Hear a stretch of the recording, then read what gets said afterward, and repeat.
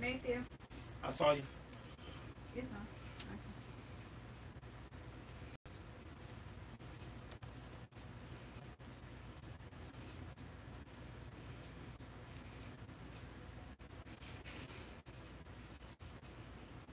Come in.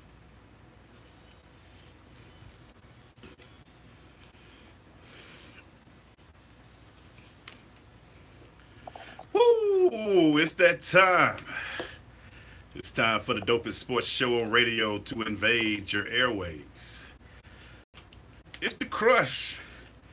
We're streaming live on the Sensation Station Network and also on WBLZSports.com. And I am your humble co-host on this National Championship Monday.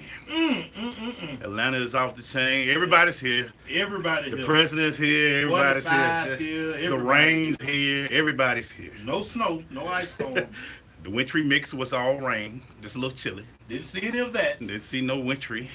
Just mix. Yeah, be careful though. And that's that guy, Make Sure Heard. What's happening, Heard? I'm good, brother. What's good? What's good? I think Make Sure want to pick somebody else, but his daddy and his uncle didn't want to let that happen. So we're going to let you go with one other man. Well, I mean, my prediction is out there. Yeah. It's out there. I just have to have to tread lightly today. My dad, he on Facebook trolling people. Yeah, your dad's already when dad He's gets wide in. open, man. I just asked him, is he dressed yet? Does he have on all his Alabama gear? Yeah. I don't know. He asked me, could I take a jersey out the frame so he can wear the he took jersey? the jersey out the frame? I'm like, no, the jersey in the frame, dude. Like, I'm not gonna take it out the frame so you wear it. He wanted to go all in. Get you one. I mean, I digress. Great weekend. Yeah. How was yours? Always good. Always good. They got some hoops in. Yeah, man. All that, man. It's all Get a ready to GT. watch it. Yeah. That's all little Kennesaw State. Yeah, Yale. Listen, Yale has like 2 kids on their squad. Could easily be playing major Division I basketball. But the fact that they're at Yale speaks volumes. I was very impressed by these kids, man. All I can say is this. In 3 years, this person beside me may have to make a decision about a Kennesaw State young lady I saw this weekend.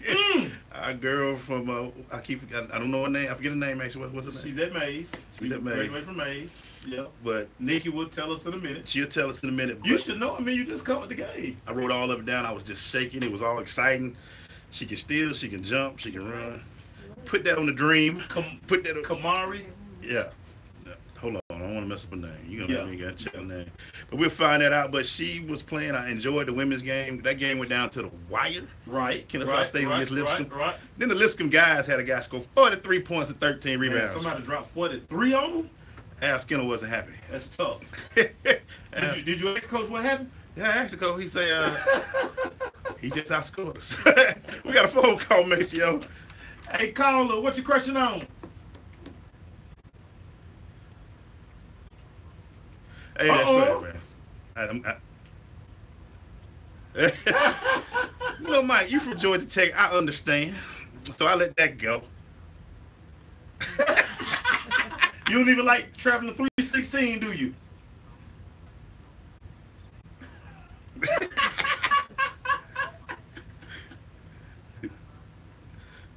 You don't hear, man. My our guest today, Theresa, has on. She came in with a Georgia Tech jacket on. She has a Georgia Tech jacket on, Mike, so it's all good, Mike. We understand, man. We understand, bro, man. We understand. But yeah, man. So Falcons won. Great for the city. Georgia is the state of Georgia 2-0 in California. I know you don't want to hear about the other team, though, Mike. So I'm just putting it out. Will you watch the game tonight, Mike? Oh, okay. Well, I mean, I tell you. You Georgia Tech grass, I tell you, man. I understand though, Mike. I get it. You got you. I get it, Mike. Man. I get it. Can't be mad at you, Mike, man. All right, Mike. Thank you, Mike. This was funny. Mike's dad has the 1980 commemorative Coca-Cola Coke still at the house, so Wow. we'll get into that later. When we come back, man, we jump into our crushing interview with the president of the Atlanta Dream, Theresa Wenzel. Stay with us, Sister Crush. Sinead, I couldn't even hear Mike. Can I get my headphones louder? Wait a minute. Oh, excuse me. What you say? You Oh, said yeah, your his cousin. headphones? Can I get my headphones? Turn up a out? little bit. I think I was connected, so I was a little low. I couldn't hear Mike either. Hey, I'm gonna talk about some of y'all predictions on the Kamaya show. Street. That's it. There you go. Herschel Walker. How did it like make he you? should- Yeah. Kamaya. Can you hear? Kamaya. I said cause something. How's it now? Let me see. That's better for me. Oh, much better. Much better. She was out there, and I was just speed. She's only 5'2", 5'3", but just speed, Y'all got the handles, game in shots. front of me. Got the game on top of me. Yeah. All that. So Herschel she Walker got say he's surprised. gonna Everybody do, thought she was going to Georgia. 1,000 push-ups You can and down between Kansas State and Georgia 2,500 Tech. sit-ups a That's day. her tech. So everybody thought she was going to tech. She was like, do the Kansas side. Agnes mother stepped I in. wish Jalen Herschel cut his hair, y'all. I know y'all see this. Jalen Herschel Text cut his up hair. there. Yeah. Yeah, Yeah, Kamaya she, Street. Yeah. Glaze had a name. Glaze covers Kennesaw State, everybody. I'm shocked to Paul he didn't have her name down. See how he threw me under the bus? Glaze See how he threw me under the bus? That's what Oh, we If I think. cool. covered Right. Kennesaw State regularly, I would know her name. No, he don't. I would. All the way He yonder. don't. That's supposed to be your teammate, right? Jeff, listen, Jeff, we had to do the show, Jeff. So national championship, we made the final 30 cut seconds. for credentials, and they say, yeah. So it's all good. It's for the culture. I think I need Is this. he looking We're at him? supposed to be in here with Teresa anyway, man. 20 Talking seconds. Atlanta Dream, man. Oh, God, I'm back in the championship game. We ain't go to Georgia or Alabama, even though I got ties. 10.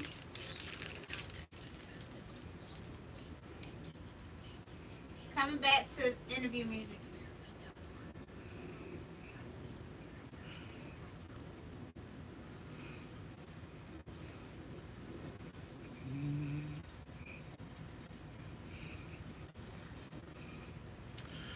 We're going to this crush interview brought to you by Oracy Software. The Oracy team is committed to providing full life cycle for the support for developing, testing, delivering market-driven products. Oracy's motto is when a customer engages one of us, they engage all of us. Go to Oracy.com for more information. Make sure you please introduce our guest, sir. She's only president of our Atlanta Dream and a great friend of the show. And she hangs out with us from time to time on Media Row when she's not doing all her other duties. Theresa Wenzel to the microphone. Hi, Theresa. Hi guys, thanks What's- for having me. Oh, always. Awesome. Always. You got an open mic. Come by whenever. Let's start with this. That was between last time you came and this time you came. There's been a few changes to the team. I always want to know when you get to making these type of decisions, what goes into it and what were you looking for? And now you got a new regime with Nikki and all that. What went into this change? Yeah, I mean, at the end of the day, it's about wins, right? And so for us, looking at making that change as we went out of the last coaching staff was we could go an existing standing head coach, or we could go for somebody that really hadn't had experience. And so when our owners interviewed Nikki, I think it was pretty natural for them. You guys interviewed, so you know the energy she brings, Oh. and obviously the wealth of knowledge and how well she knows the players. She's only been in the W 2 years, you know, and so for the college realm, she knows all the players coming out. But she is a student of the game, and so she lives and breathes basketball. And it made the conversation really easy for the owners, and they were so excited walking away that they didn't even get out of dinner before they offered her the job. So it was awesome. Wow. When everybody found out that you were going to be on the show tonight, one of the questions I kept getting was, will the team stay at Georgia Tech or will they go back to Phillips Arena? Yeah, the goal is to go back to Phillips Arena. I mean, being a pro team, I think a lot of our fans miss being at Phillips. Okay. And so from that standpoint, Georgia Tech has been a nice home as we've gone through those renovations, but the goal is to be back at Phillips. Okay. Yeah, Okay. for sure. So this year or maybe next year?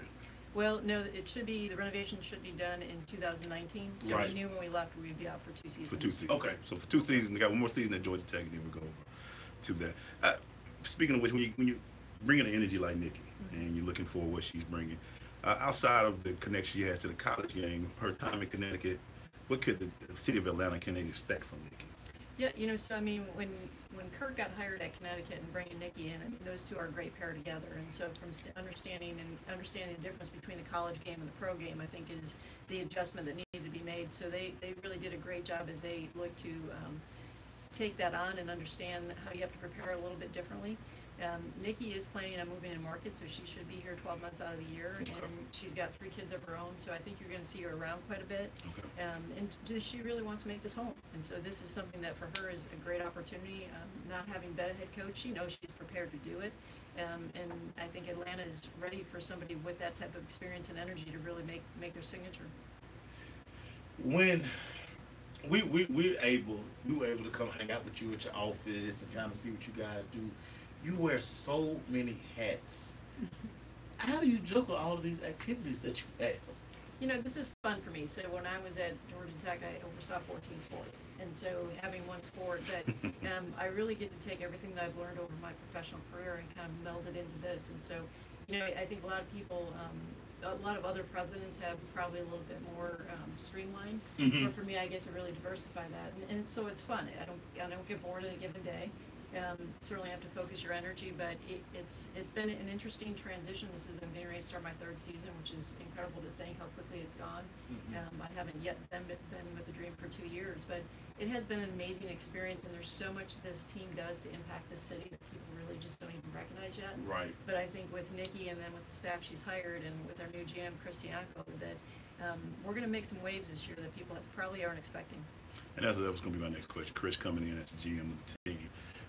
What can we expect from him, a guy who's been a GM in the past? What can the city of Atlanta expect from him as far as his moves he makes, things of that nature? Yeah, I mean, I think his history from Connecticut speaks for itself. Connecticut was always at the top there. He's very passionate, and again, you know, he's a guy that he's going to allow Nikki to do what she's very good at, which is coach the team, and he's just going to give some direction as it relates to bringing in players. But he really knows a great job how to negotiate, and so I think people are going to be pretty pleased with what we put together. When we come back, we're gonna talk about it. I know it's funny you're going your third season, but you ain't made 2 full years yet. That's kind of interesting to know that. And we want to talk about it. Last time you were here, you were talking about I've been only 6 months, but now it's over a year, and we want to see some of the things that you've seen and what we can look forward to from your perspective for 2018. So y'all stay with us. We'll be right back. It's The Crush. Hey, we're going to make sure y'all come out to these Atlanta Dream games. One of the best experiences you can have. I know we were able to bless a lot of you with tickets to the game, so we're going to be able to keep that up next year and probably add some other stuff in the streets right there, so I'll put it out there. There you go. Yeah, so y'all got to come out, man. It's a great time. Everybody who came out to the game last year, like, wow, I didn't know. Like, yeah. And I guess I think that's what people were kind of questioning. It was more intimate being at Georgia Tech. I think when you feel the fake feels kind of give you that feel like I gotta kind of sit back with my hand, like, both were good. So Tech gets electric though, right? yeah, So because everybody's on top of you. Yeah. I mean, you imagine if we get 5,500 people in there, that place will be rocking. Yeah, that's gonna be the goal. We're gonna push that. Come out to Atlanta Dream games. We're gonna make sure y'all come out this year. Yeah, I'm trying to tell you, man. Oh, they're great games. Great games. Lisa Leslie be at the Dream games. Theresa have everybody there. You already started. Had Evander Holyfield there. Always good for me when Swing Cash shows up. So. Yes. That's your favorite? Yes. Ask him how fast I left the booth to come down to the floor to see Swing Cash. Didn't know he could run that fast, huh? Oh, I know what he was sitting downstairs. I'm like, Where he at? Look, he said, hey, that's Swing Cash down. I said, wow. the chest, you know how the swivels, the chest swivels. 20 seconds. That's all I saw. I'm like, I'll be back.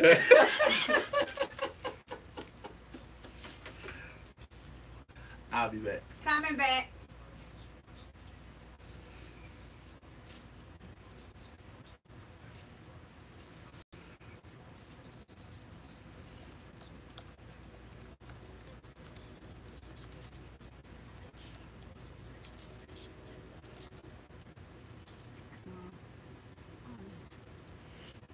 Kind of scared me there. Thought you were dead on me for a minute.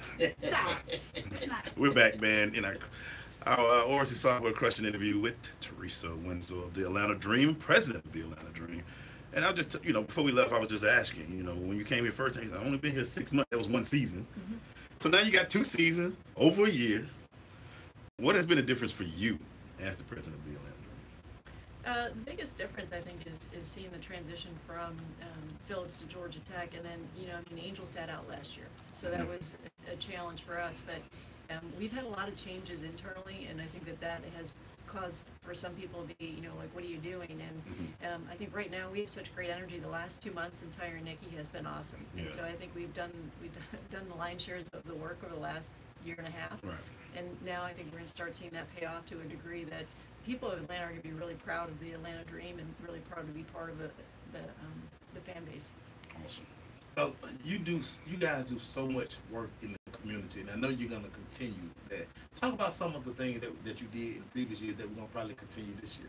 Yeah, so one of the things we're going to add new that's kind of tied to Nikki is hoops to heels. And so Nikki tells you, she's got in her closet the Nike shoes, and then she's got the stilettos, right? Right, and so, right. For her, that's kind of her signature. It's something that's important because I think as girls in the high school space have played, they're often told you either have to be athletic or you have to be beautiful. Right. Right? And so for her, she's got both. And so I think that's going to be a great opportunity to tie to the high school space and to the youth space. And for Nikki, that she can have a little fun doing that. And for you guys, you can have a little fun branding that. Yeah. Hoops to heels. Yes. We're going to put that in there.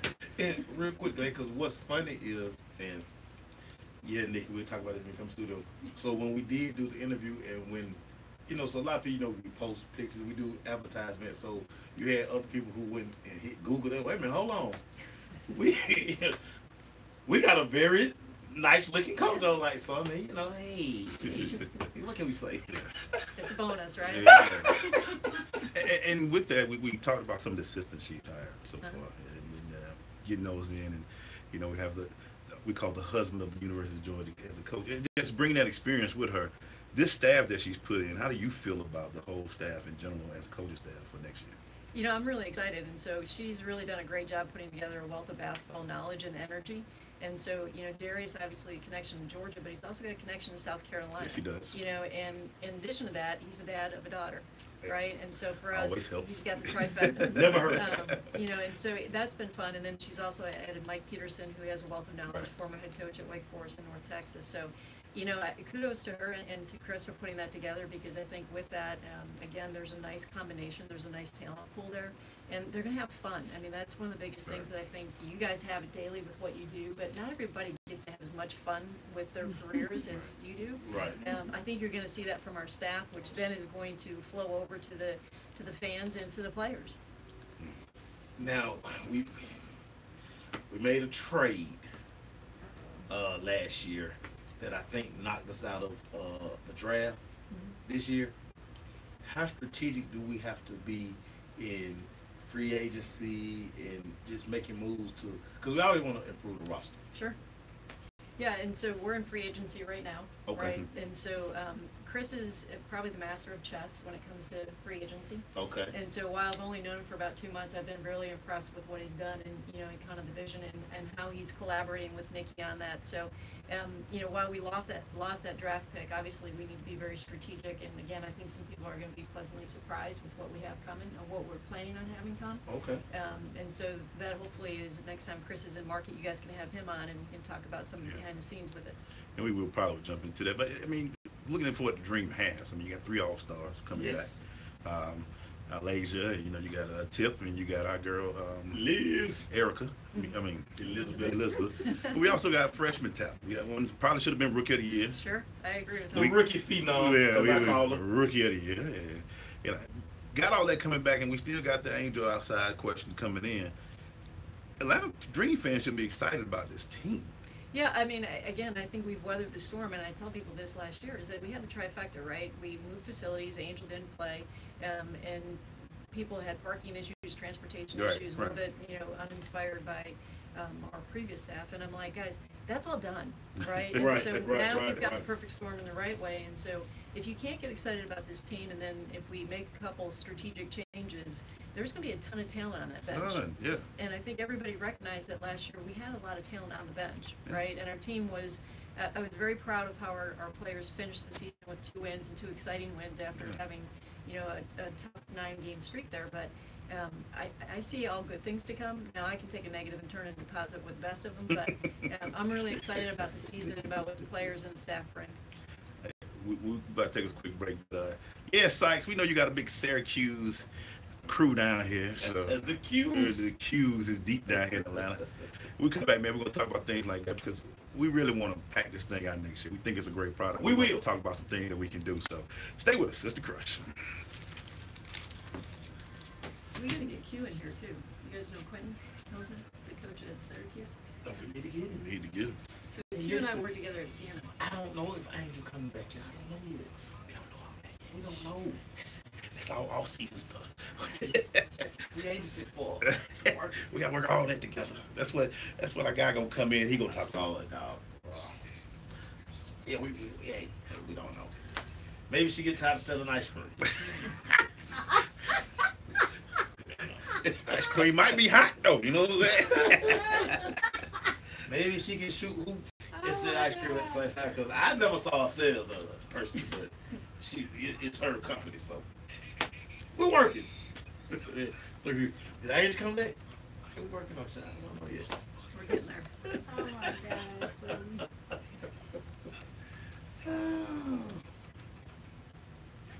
February's month. Yeah. I got a guy who, a friend of mine, a real good friend of mine went to Auburn. I say, you got to be in hell right now. Is it Alabama or Georgia? You really don't care right now. It's like, you got to be like, I don't 30 care. seconds. Whoever. Here comes Jake from State Farm. Jake was there.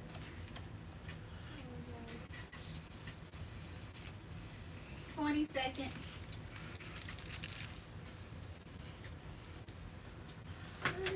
I don't know, y'all. Angel, I don't know yet.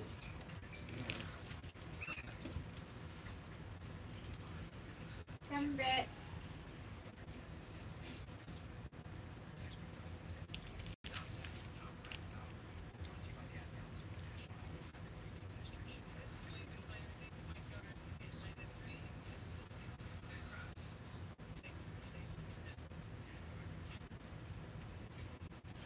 Hey man, we're back, man, and we're in our crushing interview right now with Theresa Wenzel of the Atlanta Dream, and things just keep coming up for the Atlanta Dream. Like I'm reading right here this article about Clarendon and Hayes and McCautry named to the 2017 and 2020.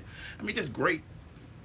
It feels like, and me and make sure you always had a little side talk when we leave, like, hey, we got a good team, man. What's going on, man? We feel like we have, and with a talent like Sykes and all that, was it at times frustrating for you last year? Oh yeah, sure, and I mean it's frustrating for me, frustrating for our players. I don't think anybody on that roster has ever lost 9 games straight, you know. And so, Right. you know, when you're a competitor, like that doesn't settle well. So, No. you know, but you also look at it and say the character of which our players were operating was incredible because they kept fighting, right? In those last 2 games, again, I was so proud of the energy that they came with, and it kind of set the stage for what's coming for this year.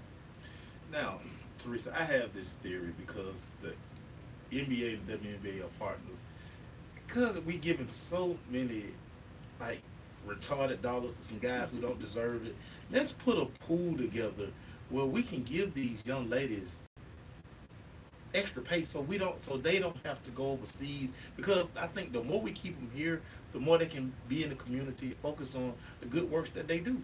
Oh, absolutely. And so I saw a stat that read, if the NBA took 1% of their budget and gave that to the WNBA players, each player would take a $100,000 pay raise. Right. And so, you know, I think the players have earned that. You know, I think it's awful they have to go overseas to get more money and the wear and tear on their bodies, but I am absolutely impressed with what they do when they come back here and how they build that. So in their time, they'll get it, and I think we're on the right pace with that. But certainly, if you look at, you know, some of the NBA players, I'm actually shocked that some of them haven't replicated with what Magic has done because his brand has also elevated the Sparks. Right. And so, Right. you know, we talk about supporting women, we talk about everything that's going on around the country, and for the amount of money that would take to be an investor with a WNBA team, I would think that it would significantly help any of their brands at a very high level. Without a doubt. And then that brings us to the next question is, we've told you that we're determined to help you put butts in seats, and we still going to hold to that. In your opinion, what would be some of the things that you would like to see going forward for this 18th season? Because, like I said, really it's a great product. Yeah. What do we need to do, or what do you want to see people do to come and watch this product on the floor? You know, I liken it to, and you guys have been great because you've been in full support of the Man Up campaign that we talked about, right? And so, you know, for dads that have daughters, I'm always just amazed at people saying, well, I'll bring my daughters to the game. And I'm like, why can't you bring your sons to the game? And, you know, this is 2018 now, and why do we have to pick between the boys and the girls? Absolutely. I have an older sister, older brother. We went and watched both boys' games, college Right. games, and girls' college games. We saw pro games. And so at some point, I think that that's what needs to happen is just come and watch the game because they used to say it was fundamental. I mean, WNBA is the best women's basketball in the world. Mhm. Not in the United States, but in the world. And so I think if people looked at it in that context and took an open mind, they would come and you guys know, once you come to a game, it's hard not to come back. Right, right. Because what the thing, like I said, I continue to tell people, and the tickets that we were able to give away, thanks to you guys, thank you very much. Everybody, to a man and a woman, was like just the family atmosphere that goes on at the WNBA games. Yeah, and you know, I mean, so that's another great part of it is that you can have a great time with your family, and you know whether it's Saturday night game or Saturday Sunday games or Friday night games, like it's a great entertainment value for the cost, and you know for the amount of money that people put into the experience with their kids and the experience of hearing players talk.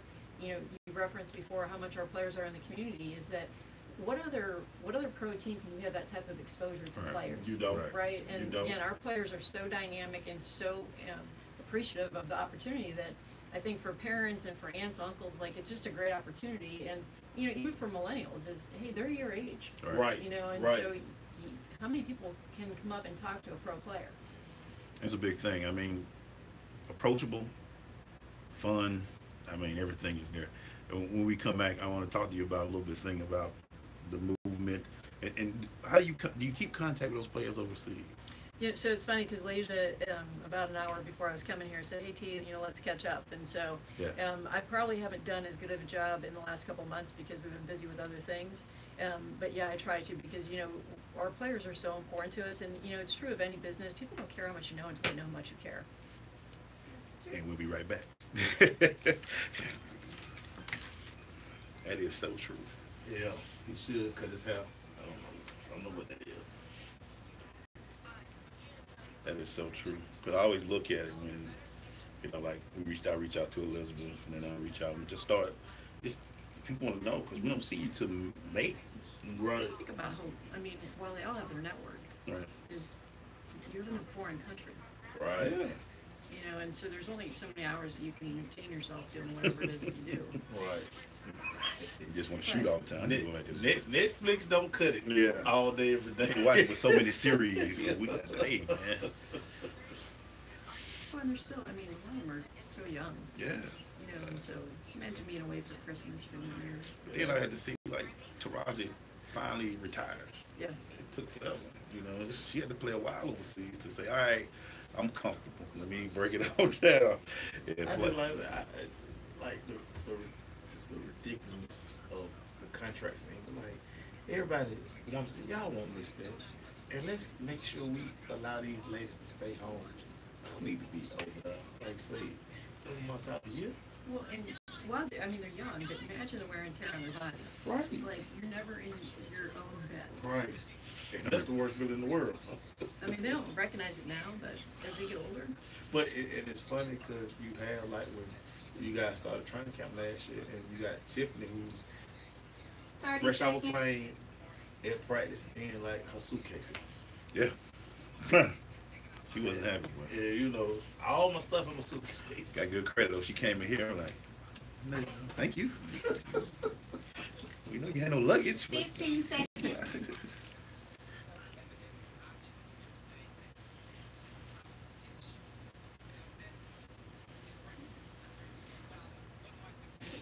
Coming back.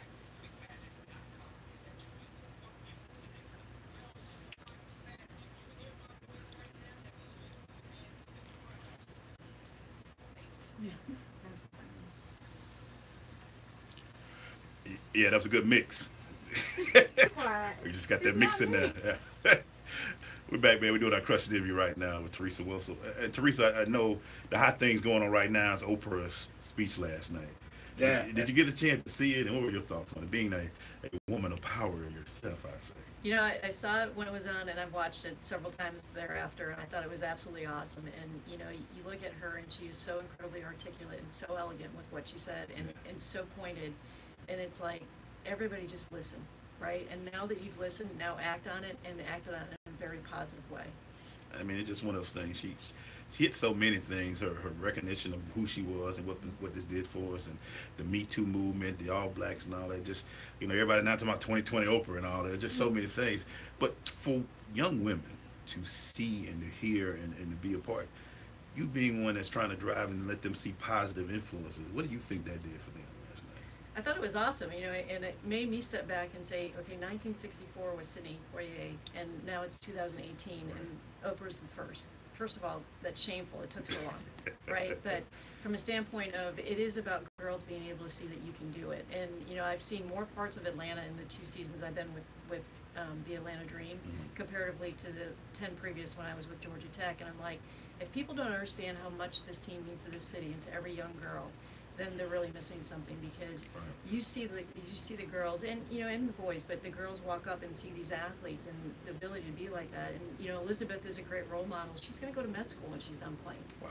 You know, and so it's those things of being able to know that, hey, you can do it. But if you never see it, how can you believe it? And how do you have any opportunity to know that? So that's what inspires me. Again, you know, Oprah obviously last night was so important, and I've shown it to so many people, and you know, just say, hey, we all need to do that. Right. And you'll see today I'm dressed in all black because I thought that was cool. So All black. Now, one of the things, like, there's so many personalities on this Atlanta Dream team. You also have a young lady, Ty Young, who does, I mean, she's into fashion now. She's really creating a brand outside of being a WNBA player. How does that make you feel to know that, you know, this is the platform that you actually have and you can do something with? yeah, so you know, I mean, it goes back to a lot of people know I do a lot of reading with 7 Habits of Highly Effective People, right? Start with the end in mind. And so Right, it's, Mr. Cole. It's the idea of these ladies have such a great platform, and if they wait till they're done to use that platform for what's next, not that you can't enjoy the moment, because you know you do need to enjoy what you're doing, but you should always have a vision of when that's over, what do you want to do next? Right. You know, and I think that, you know, for women, one of the biggest things is the ability to network and the ability to you don't have to embellish what your successes are, but don't downplay them. Right. You know, and I think for any of the players, that's really important because they have such a massive platform. And so I say, look at what the look at what the NBA and the NFL were the first 20 years, and watch now how quickly the WNBA players are going to take off as far as a brand. When we come back, man, we're gonna wrap up our interview with Theresa. But the one thing I want you to really explain to people is one of my favorite things out of everybody I've ever talked to. You always ask the one question: if money was no object, what would you do? We're gonna talk about that when we get back. Stay with us.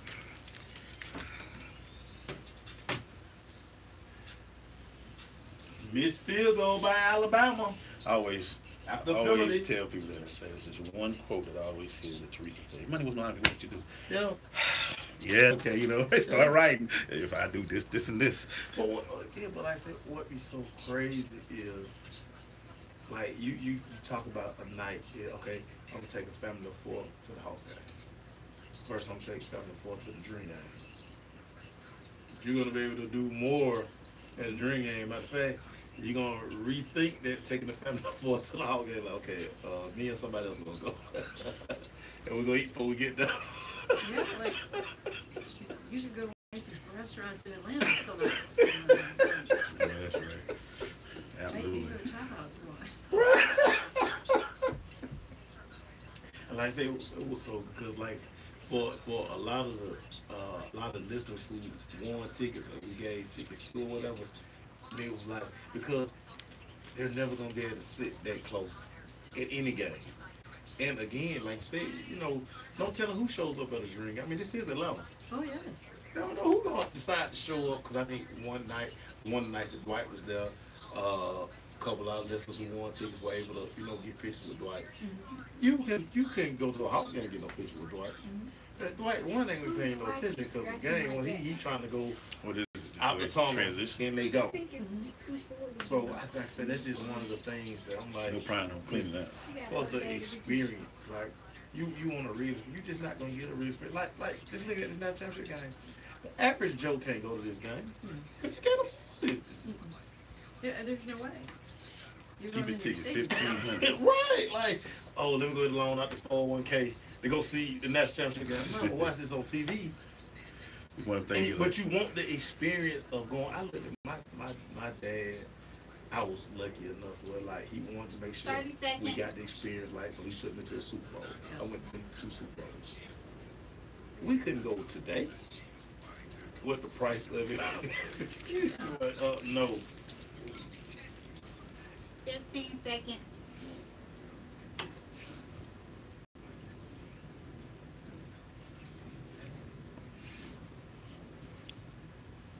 Coming back.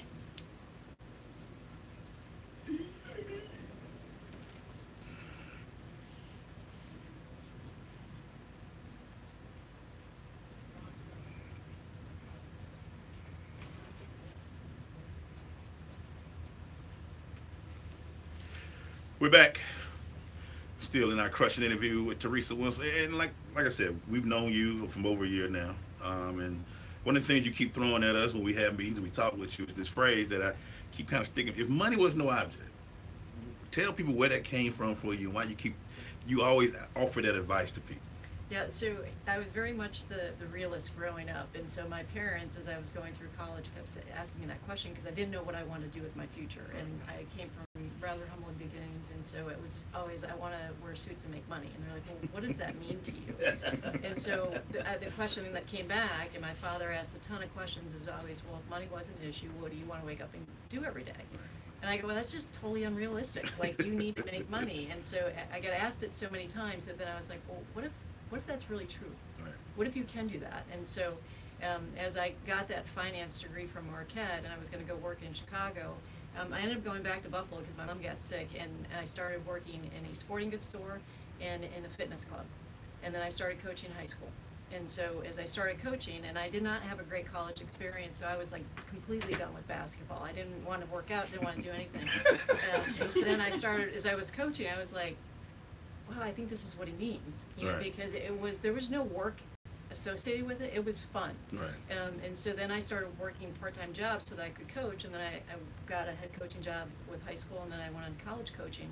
And I was like, you know what, when you are able to do what you're passionate about, you don't work. Right. And so that's where it kind of came, and you know, from there, I really haven't had to worry about a paycheck ever since. So I think if you follow your dreams, Follow your dreams. Follow your dream, man. that's the deal. Quit trying to put a price tag on it. Right. You can't. You can't put a price tag on your dream. Follow your dream. I love that right there. Oh, I should have tweeted that out all the time about it. So Theresa, here we go. We got 2018 coming up. How excited are you for the new season? You know, I can't wait for it to get here. Again, I think that through free agency, we'll make some adds, some additions, and some subtractions as people do. But I'm really excited for the city of Atlanta. I'm excited for our players because I think last year was so tough on so many people. And so they weathered that storm, and now it's time to have some fun. And Right. so I look at that and say on so many different levels, the city's really going to have some fun. Our players are going to have some fun. Nikki's going to have a ton of fun as a new head coach, and certainly Chris as our GM. So. And I'm excited for our owners because I think that the last couple of years have been challenging. They're so excited. They want to bring a successful team. They've had success here. Right. But they want to do it on every level. The basketball court is where it all starts, but we need to impact the community on every level to ensure that everybody knows, keep dreaming. And that's one of our biggest things too. We would love to one day sit down with the owners because we haven't had the chance to. But how are they for the city? What type of owners are there that people don't know about these things? You know, they're two of the most giving people I've ever met, you know, and so philanthropically they do so much that I don't think is recognized throughout the city. They're both so passionate about what the dream, though, means to Atlanta. Kelly actually Mary were both in the office right before the holidays, but Kelly shared her story on why she purchased the dream. And Mary and Kelly both came to the same game, and one game, from that game, came to realize that they wanted to be investors and owners of the dream. But Kelly spoke about being young, and she wore a patch and braces, and so she was always very tall and lean, and that kid that stood out, and so it helped her with self-esteem and confidence. And you know, we were at a dinner with our team at her house, and the question got asked, did you ever think you were going to be here? And to which she just very poignantly responded, you know, growing up I thought I was either going to be Princess Diana or Michael Jordan. And so I was like, well, I think you've got a pretty good mix there. That's a good Right, mix right right. there. That's a real good mix. So, but I do think that, Mary and Kelly have had a tremendous influence on the city, and I'm excited to see it pay off as it relates to it all coming together in this season with a new staff, with a enhanced roster, and us just getting after it on the court. How excited are you that the league was able to, even though you take a team from San Antonio, have a team in Las Vegas? I think it's great. I think it's great for the business model. I think it was tough to watch an NBA team let a team move. Right, Right. So, but if you could take a negative and turn it into a positive, Connecticut has had a lot of success being in a casino, Mm-hmm. and I think Vegas is, and everybody knows what Vegas brings, Vegas, right? man. Vegas, baby. And then you take Vegas and you put Bill Laimbeer in Vegas. That's just a different combination. So I think that's going to be great. It's going to be great for the city. It's going to be great for the players, and it's going to create some new energy. Ladies, we got We're going to try to get to that Maybe Vegas. take a road trip. Yeah. road trip. Yeah, I wouldn't mind. That is a game that we have to go. But I will say there are I'll cities be the equipment man. I do want to see. I would love to travel with Dream one day and see. I want to see Minnesota. Heard their atmosphere is crazy there. LA, of course, now Vegas. In places like that, they love to go Vegas, see baby. it. I lied. I said this would be the last segment. Can you give us one more? What's that? One more segment. Can you give us one more segment? Sure, absolutely. Because we want to ask you. Because we want you to tell the people why they should come to an Atlanta Dream. All right. And what we need for y'all this year. So stay with us, Sister Crush.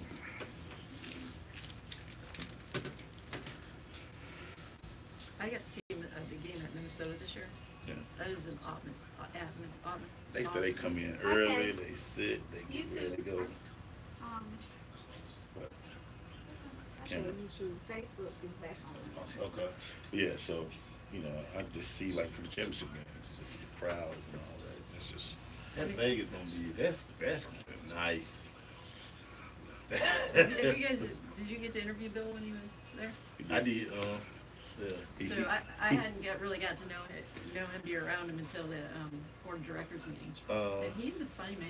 He is hilarious. You know what was shocking? after the loss, though. Well, after the loss, 'cause I think he tried to stall the media out. Yeah. I think he really want to talk to nobody, so it kind of shocked him that I was still out there waiting on him, and actually had fun talking with him because I say he's a very personable guy. Yeah.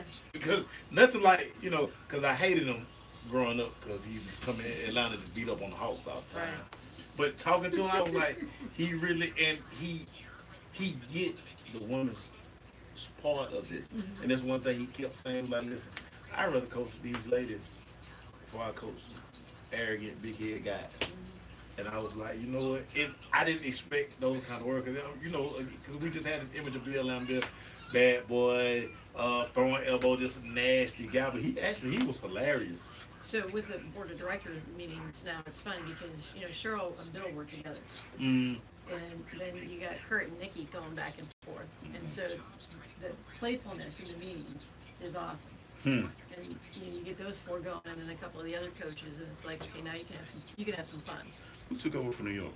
30 seconds. Katie Smith. Katie Smith, that's right.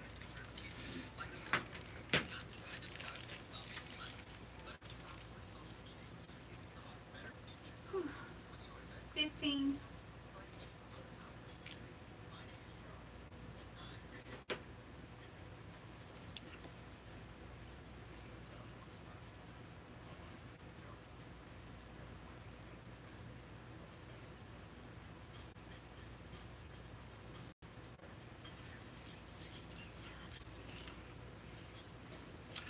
Hey, man.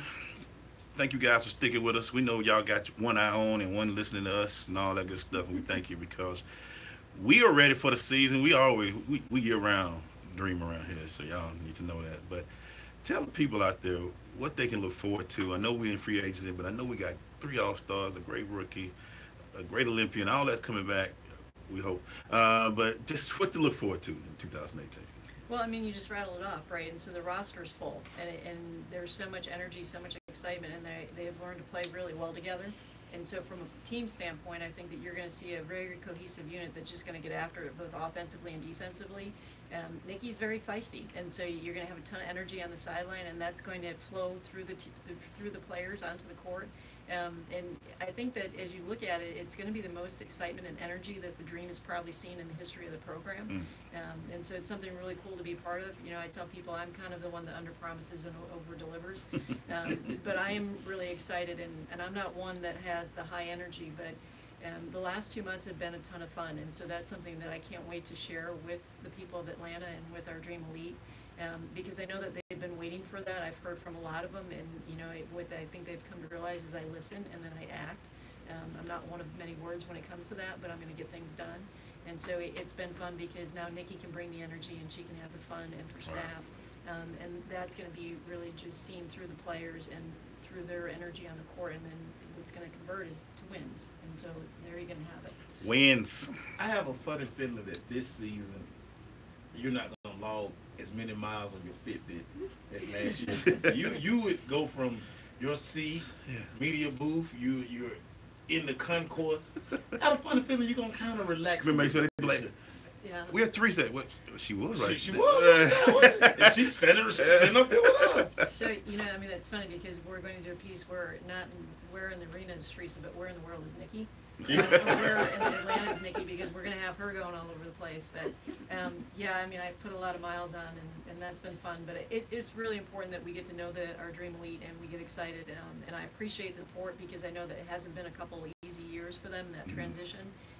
But you're not going to want to miss it, and that's something I'm going to keep saying, is that if you haven't been there, you need to come, and if you were there before and you didn't come back, it's time to get back, because we got something pretty impressive to see. I'm telling you. I know you can't really talk, but how was your experience, Miss Producer? You had a good time when you came? Yes, it was great. We enjoyed. She was like, I've never sat this close before. I know, right? I was so surprised. Did we have you in floor seats? Oh yeah, we had it right behind the bench. Yeah, she was on TV. Yeah, on TV. And that's the thing. Everybody we had a great time, and that's what we we push it. So anything that we can do, we want to be a part of the Man Up campaign, because we're gonna. I agree. Just because don't say I got daughters, say I got kids. Right. And I want to bring kids to it. I tell everybody, there's no place where you can see the Dream, and then one day you can see Maya Moore come out and talk to people, and some of the big stars. Because that's what the WNBA and Atlanta Dream have put together, is a product that is accessible. Oh, absolutely. And I failed to mention, we are building a Junior Dream section, so a kids section, so that the parents can really have a very focused opportunity with their Oh, that's going to be nice. Oh, that's nice. That's going to No, that y'all over there, going over there. I got a funny feeling that our new head coach is going to be like a Instagram/Twitter star. I think a lot of I think a lot of guys are going to show up, because I mean, like I said, coach is like, just come to the games. I can see that. I can see that happening. But, I mean, she's got it on the court and she's got it off the court, so we're looking forward to some fun. If you had, and I know about it all off right now, it's probably a hand that came up, but I'm just gonna say it. If you had to, first of all, the game's going on right now, who would you picking for the night? So I got this asked on Saturday, and my loyalty with Georgia Tech makes it challenging. But I have a lot of really good Alabama fans, and so my niece, I was going back and forth with my brother, and he had told my niece that I was supporting UGA, to which she came back and said, "How can you do that?" And so I was like, that is not what I said. What I said was, Nick Stadium reminds me of Pat Summitt, and so I have that, but I want to also cheer on the state of Georgia. So I kind of played the middle of the road, Yeah, I which see I what don't you did. normally do. Right. But my niece quickly put me in my place. So I don't think I answered your question. No, but you. Yeah. That's But I the can smart tell- way to do it. but I that's can why tell- you're a president. There you go. That's why you're a president. But I can tell by that niece love, getting questioned. Yeah. If you say anything but, it's best to say nothing. There you go. You said other school, it might have been a problem, man. We thank you as always. Like I said, I like this. This is our own version of State of the Union address for the Atlanta Dream. We can talk to the president. So, Man, we're blessed, man. I tell you, man. anything you want to say before you leave?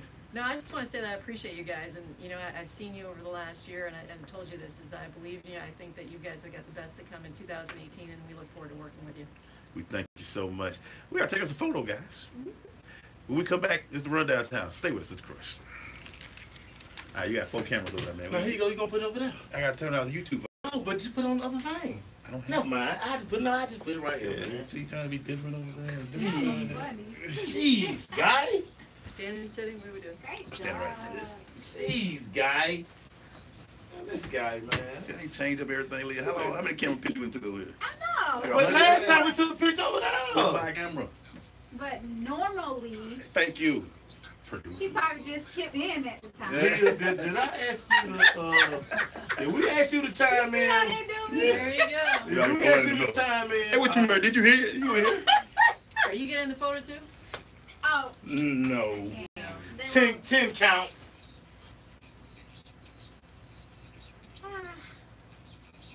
Yeah, waving. I'll even smile because Teresa's studio.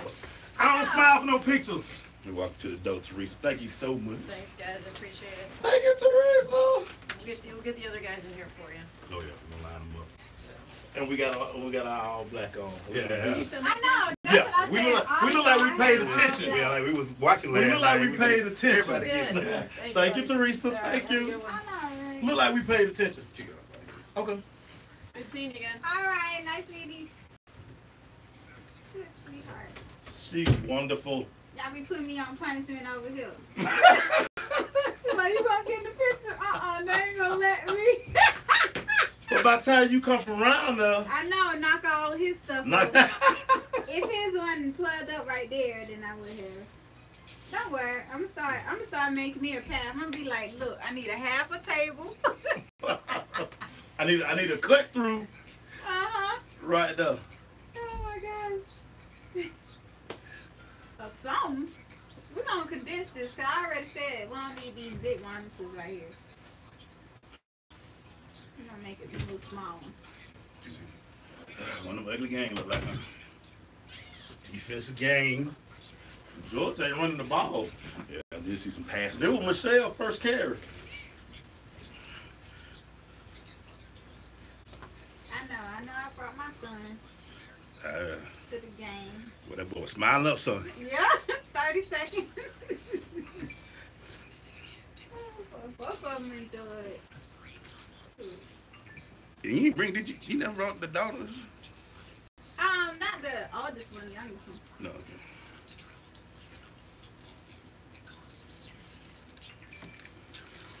I'm gonna tell her to go get a basketball next Yes. time. Fit for you just shot your ass, boy. That's, Have it back. your ass, boy. They do better than that.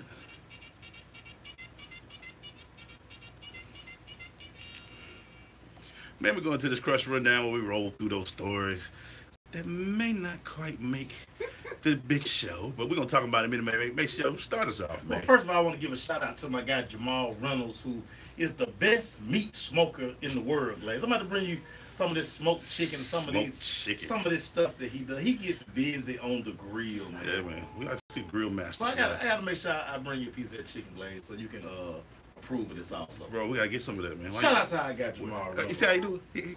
You how you do it? He smoked chicken and all that. I mean, Yeah, man. We ain't family.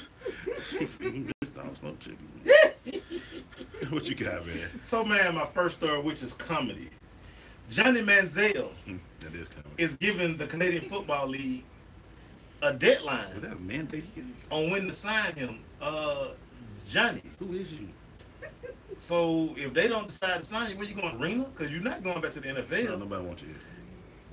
This was so retarded that it almost made really. But it was so many other reallys that I had. But yeah, come on, dude. Let it go, Johnny. You can't give anybody a deadline. Clearly, NFL signed up on this money that ran out, and mom and daddy not trying They to tired help of you him. out no more. They Yeah, tired of they're him. not gonna carry you no more. Shout out to everybody. I know there's the College Football Hall of Fame has been released, but I just want to shout out to two in particular. Charles Woodson. Mm-hmm. He was done on ESPN. They showed it to him and gave him the ball on the field. But one of our favorite guys out of Georgia Tech, man, Calvin Johnson. College Football Hall of Fame. There are more. We'll go through and run through it more later on, but those two kind of stood out, man. So I want to give them a shout out, man, to making the College Football Hall of Fame, which was a no-brainer for both of them. But, you know. What you got, Mace? Man, shout out to O.J. Simpson. He was photographed out in Vegas, hanging out with the Bills Mafia. What are white women at? Hey, I mean, you know, he was with everybody. You know, it's always good to see the juice loose. Not sometimes. Yeah, all the time. Cause Juice be trying to get his stuff back. yeah, OJ getting his OJ on, man. Shout out to OJ for hanging out with the with his peoples, man. I love it. Show him, of course, like take my jersey. Shady might have sent him that jersey, Glaze. Let's keep going. Yeah. Hey. Yeah, I would have OJ Simpson thing. Oh man. Hey, real quick, man. NC State this week. Down went Duke. 96-85. The Wolfpack beat the Duke Blue Devils, giving the Duke Blue Devils their second loss of the season. Y'all know that team with all them studs on it. Coach Caden went and did kind of like our guy at Kentucky. He got all those studs and all high school stuff, but they went on NC State, and NC State just being NC State got to run it once in a while. And they freshmen, dude. They freshmen. Yeah, but they lost. They number 2 in the country, but they'll be fine. They need to lose a few games. You think so? Oh yeah, they'll be fine. Marvin Bagley, my guy. Wendell caught up the straight. They loaded now. And they still got an old boy who been in like 7 years. He kind of like a boy from Ohio State. What's the shooter, the white boy for Duke? Oh, Grayson Allen. He been there like 8 years. Yeah, man. Grayson Allen been in college a long time. He kind of be like a boy from Ohio. He had like 4 degrees. The quarterback of Ohio State. Everybody come. Oh yeah. JT still there. JT Barry. That's how I did with Grayson. They were like, Grayson still like, hey, Right. Grayson ain't supposed to be graduate, man. But hey, he's still there, man. So I ain't did Grayson. What you got, Mace? Marcus Peters, cornerback for the Kansas City Chiefs. This offseason, he really needs an attitude adjustment, or he just needs to stay away from the cameras. He was walking away after the game, fans yelling, "Let's go Chiefs." He cursed. He gave him the S word, and they said, "What, we going home?" Well, Marcus Peters, guess what? If you make a tackle or two, because that's the thing. Tennessee Titans were very awful offense. No receivers. They're throwing the ball to the tight end. You guys lost to this team. Yeah. So, Marcus Peters, you were part of the problem. So, I don't get these guys. I don't get it either. I don't get these guys. But, whatever, Marcus Peters. Whatever. Let's give a good shout out to a school that's really doing well right now in the SIAC. I can't believe I'm saying this. Back in the day, I wouldn't have, but the Morehouse Maroon Tigers. They've defeated Lane 85-53, and they're currently 13-0. The only undefeated team in SIAC and ranked 25th in the nation. So to the brothers across the street, Morehouse, congratulations. Keep playing. We'll check on you later. No hate though. No hate. Not yet. Maybe. What you got, man?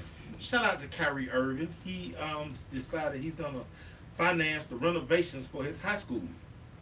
He went to high school at the Patrick School, a very popular basketball school in Hillsdale, New Jersey. And not only is he renovating the facilities, he's also kicking in uniforms and shoes. Shout out to Kyrie Irving, man. Love to hear guys give back.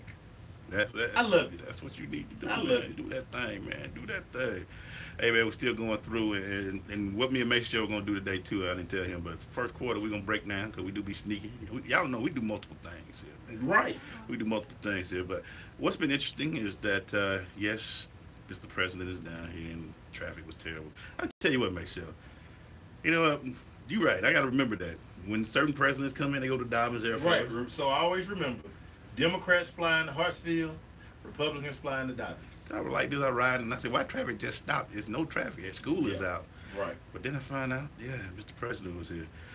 This weekend, I was able to cover the Kennesaw State games, and we covered both the men and the women. The women lost by 2 points at the end of the game. Great shot taken by a girl. But what was interesting about it, Mayshow, and we just talked about with Theresa, there were a lot of guys at the game. Cheering these ladies on, all excited and all that. So guys can enjoy women basketball. So whatever they keep talking about, yes, they can. I've seen it before. The men, they have a few more problems. Like I saw guys put up 43 on them. That was everybody in the stand was like, please don't give it to him again. He could have got 50 easy. Green light. He could have got 50. They took him out. Green light. They were like, please don't give it to him. But KSU, we're going to have some problems this year. They in the conference play. I know you was able to see Georgia Tech this week. What you saw when you was there with Yale? Well, one of the first things I was impressed about with Yale, head coach James Jones. He talked about the one kid from actually Yale had 2 kids who could easily be playing major college basketball anywhere else. But the one kid, number 24, his name Oni Moy. His name is something like that. this kid chose Yale because of the prestige. One of the things before Coach talked about, when he signed, one of his things was basically like, I understand what my Yale degree will mean when I graduate. Yeah. And, you know, we do our recruiting 101 show on Wednesdays. Everybody, that piece of paper is so important. You know, you're gonna be an athlete for a certain amount of time, but you're gonna be a professional much longer. And that degree take you so many places, man. Shout out to the Yale basketball team. We'll be back, but I told you they were gonna be pretty good when they got there. Boy, listen. When I saw If they had another score, they lack size in yeah, Georgia Tech. that's what it was. Georgia Tech got busy inside. Cause Tech look a little different now. Hey, man, we're about to take us a break. When we come back, we're gonna finish the rundown. So stay with us. It's the Crush.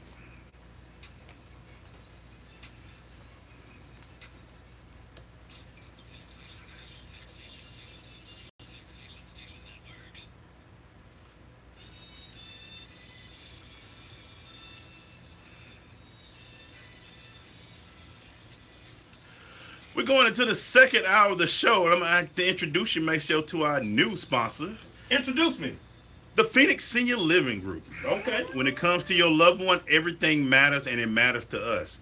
Go to phoenixsrliving.com to find out more on how Phoenix Senior Living can provide personalized and compassionate services for seniors. Shout out to family, my boy who over the St. Phoenix, we coached together 10, 12 years ago in the middle school program. Jesse Marico. Shout out to you, Jesse. And welcome to the Crush. Hey, man, we're in the second hour of the show right now. We're live on the Sensation Station Network and also on WBLZSports.com. We're finishing up the rundown right now where we're about to finish up these stories, man. Like me and Maceo were talking about this weekend, we were able to visit a few games and see a few games. And but all that. Tech looks like they making a turnaround, Maceo. They look like they Coach told us that once Josh Okogie came back, you would see the different, because you got a guy who basically can give you 18 points a night. And even if he doesn't score those 18, he's a threat. And it's opened up the inside game so much for Georgia Tech. Both since Okogie's been back, the two bigs have posted career highs in points, rebounds, and actually Okogie is averaging right now probably about 7-8 assists a game. He's letting the offense come to him. Tech right now, I mean, they're poised for another run through the ACC. If you see what's going on, ceiling is the roof is down considerably. They got some vets on the squad. They're taking L's out here in these streets. I don't know what's going on. Because that's my squad. But ceiling is not the roof right now. It's not the roof right now. Hey, to the people to you, I'm sorry. I didn't mean to exclude him. I just brought up two. Yes, Ed Reed is going in to the College Football Hall of Fame. Sorry about that. From University of Miami. Ed Reed, a dog. Ed Reed was that dude with him and Sean Taylor back there. Safety. That wasn't even fair back then, man. But that's how y'all did back then. You people from you. It is official. The only team that was undefeated in the FCS was North Carolina A&T. They currently have the longest winning streak in FCS history, but you remember they didn't go into the playoffs. They played in the Celebration Bowl, which means when they finished, they had to finish undefeated, the Black College Football Champion. Congratulations, North Carolina A&T, and they have the longest record in the FCS. What you got, Mace? Steph Curry and DeMar DeRozan, they earned NBA Player of the Week honors for their performances in last week's game. Killer game for Steph. Steph had a 45 game on the game winner, and DeRozan averaged almost 30 points last week. Damn. It's almost time to get into the NBA. It is. After Super Bowl, in the All-Star break, you got my attention, NBA, and college basketball. You got my attention. Personal pride, we both covered them all year, but it's just to see this picture. But my guy, Bryson Armstrong, who I got to coach. Oh, man, got to hang out with Jerry Rice. I was jealous. Won the Jerry Rice Award for Freshman of the Year. Only one offer coming out of high school. Frisco, Texas. Again, another Recruit 101 story. One offer. One offer. And now he's shaking hands with Jerry Rice. Got a hug and everything. I was so jealous. That's a picture of him on the podium, Jerry Rice smiling, looking at him. I'm like, right. You can't beat that. And to hear Jerry, the fact that Jerry Rice knows your name, and he talked about you, man, that's epic, man. I had to tag you. Let me make sure. Look at this. It's the GOAT. And also, his GOATness is not debatable. If you're going to argue that Jerry Rice the GOAT, I'll never talk to you ever again. So, okay, keep going. And shout out to Houston State quarterback Jeremiah Briscoe. We saw him. We were like, man, that boy got a cannon. Right. He won the Walter Payton Award for the Player of the Year. Player of the Year. Back to back. So, yeah. Hey, man, Frisco, Texas had a nice little thing going on down there. Jared Payton was on hand to hand him his award. Right, so right. That was awesome. Jared Payton has a job for life. For life. Mm-hmm. He ain't got to worry about it. But also, man, I just saw my kid like, Bryce is shaking the ghost hand. Right. What would you do to make sure you had a chance to meet the GOAT? Man, I'm just going to sit down and talk to Jerry Rice, and we're going to just talk about route running and all that kind of stuff. How bad it is today? Oh, yeah, route running is horrible today. Like, you guys are not technicians, but it's a spread offense fault. Yeah. It's not you guys' fault. We're going to talk about it, some things that's going to make us say really when we come out. Uh-oh. Stay with us. Let's do it. I need about 30 seconds. There's actually a bathroom right there now. What you say? Yeah, he ain't got. I need to go to bed. He ain't got to go all the way. There's a bathroom right there. So we doing really a hot topic? Really? What he say? We're doing really next.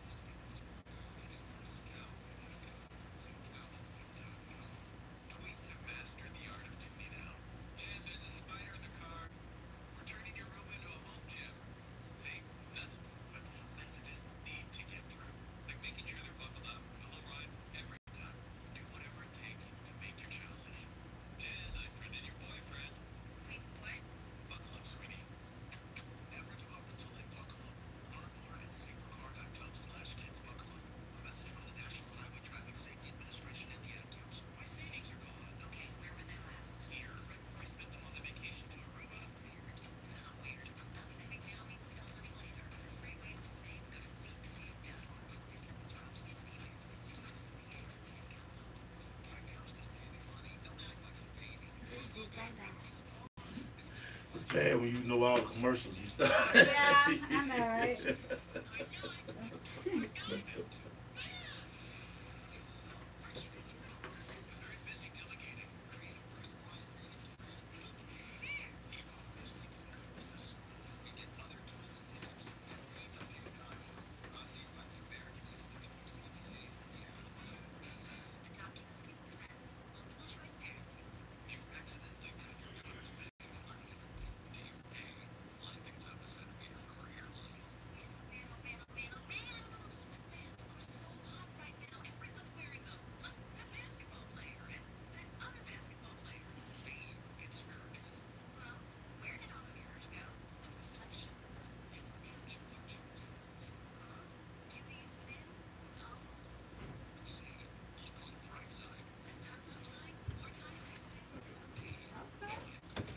Hey, it's right on the same floor now, man.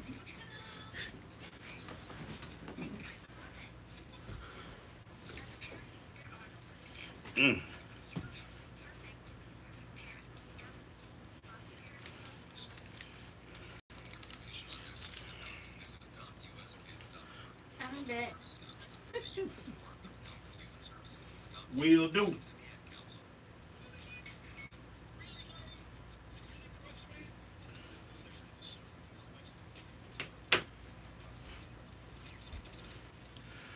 Hey, man.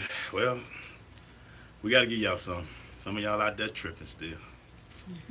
Really, y'all, we got some reallys out there, and I'll let you start it off next year. What you got, man? Man, really to the city of Cleveland.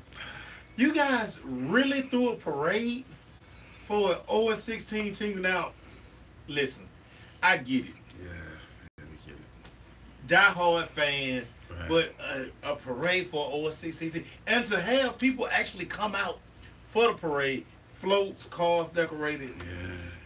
Really city of Cleveland.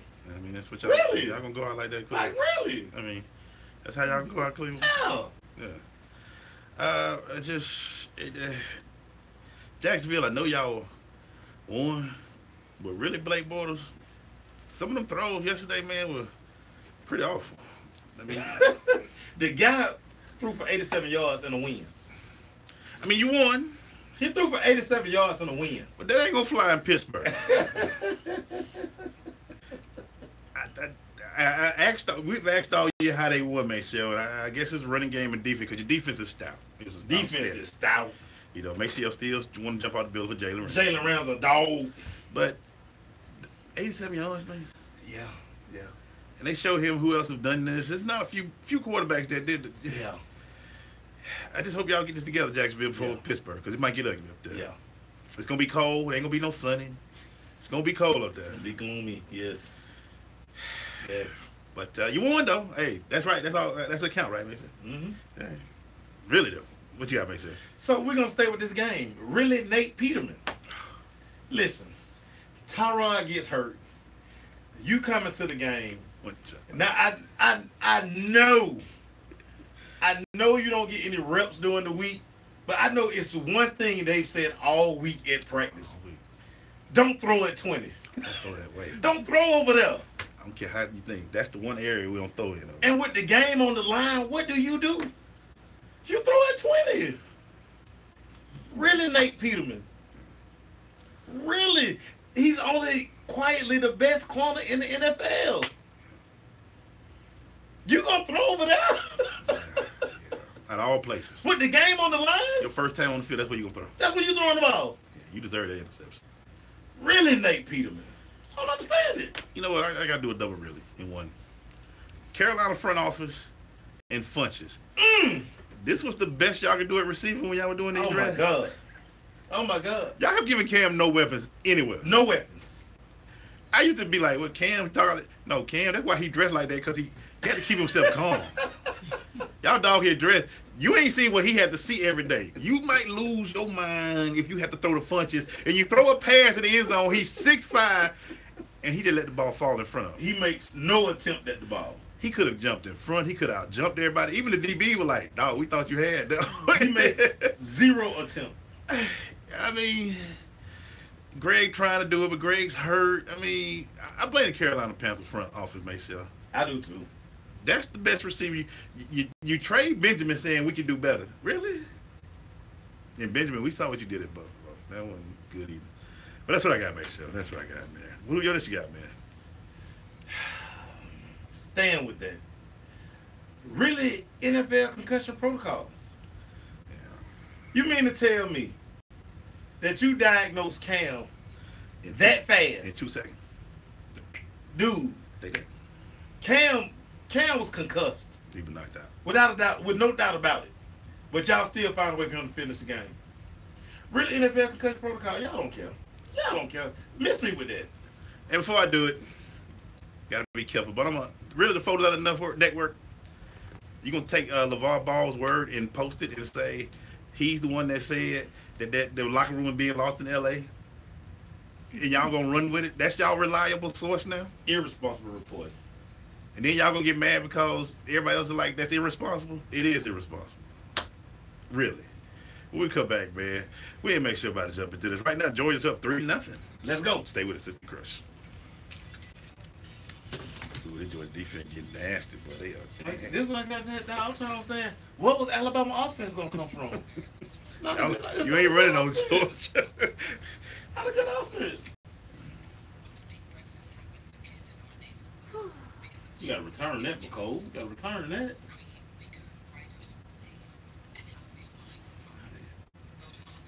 It's not as explosive as I thought, y'all. So watching the Georgia game. Hey, Jonathan Atkinson. Hey, you got to come in and interview with us. I was telling somebody I use you as one of my favorite recruit one-on-one stories. You need to come in and tell your recruit story because you truly do have a story to tell. DM me your number, so we can doggone, so we can set that up, man. I use your story a lot, man. DM me your number so we can doggone talk. Hey, with them boys, my partners, man. You gotta bring Bert too, man. I miss y'all, man. My guys. Definitely DM me your number, man, so we can talk, man. I gotta get you in studio. Yeah, you don't need to make that block. Ant got about 2 SEC championships and 2 national championships. Coming back. One of my kids that went to Alabama. Oh, he was on them teams. It's going straight into music. Break them off some, huh? Hey, you know what, man? It makes you in the quorum of the love of this SEC championship game. I'm sorry, national. The national championship game, but it's like an SEC championship. But it game. might as well have been. Yeah. Let me ask the question that I hear all the time. Is the SEC still the best conference in college football? Because I got a lot of people coming to me, Glade, just because they got 2 teams in that championship. I mean, what about them 10 losses they had? Auburn lost. I'm going to ask you first. You know the college football. We both we run with it a lot. What's your thoughts on this?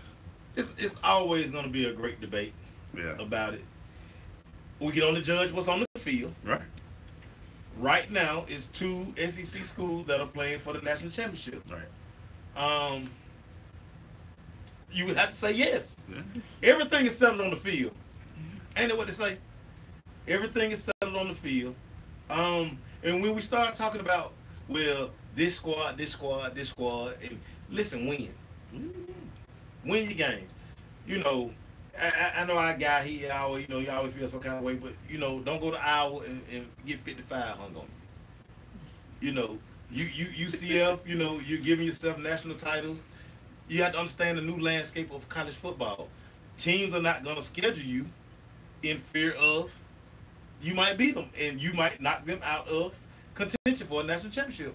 But at the same time, guess what you can do? Go join a conference. Mm-hmm. Join the Power 5 because we understand the national championship is about the Power 5 schools. Right. Say what you want. It's about the Power 5 school. If you're not a Power 5 school, something drastic has to happen for you to get in the 4. It always makes me laugh when I say, well, the 2 SEC teams beat who everybody had said all year was 2 of the best teams in the country. Right. The Big 12 champion, Oklahoma. Right. And everybody who was #1, Clemson. Right. For the whole year until we found out that 2 don't equal 4. Right. If we, according to math, 2 don't equal 4. Not at all. And they did that. Both teams beat 2 of the top teams. One team beat a Big 10 team school at home. Right. And Georgia was able to beat them in Pasadena and another team. I don't like getting into it because I know everybody going to rep their part of the country. Right. But 2 teams are in the national championship. But this is what people don't understand, Glaze. It's the debate of college football that drives college football. Right. And I think, so when the commissioner came out, like, listen, we're stuck with this system till 2025. I'm like, ain't nobody changing the system. And they're probably not going to change because they're like, because what's going to always happen, okay, say you go with, you expanded to 8 teams. Now the 9th team is going to be mad.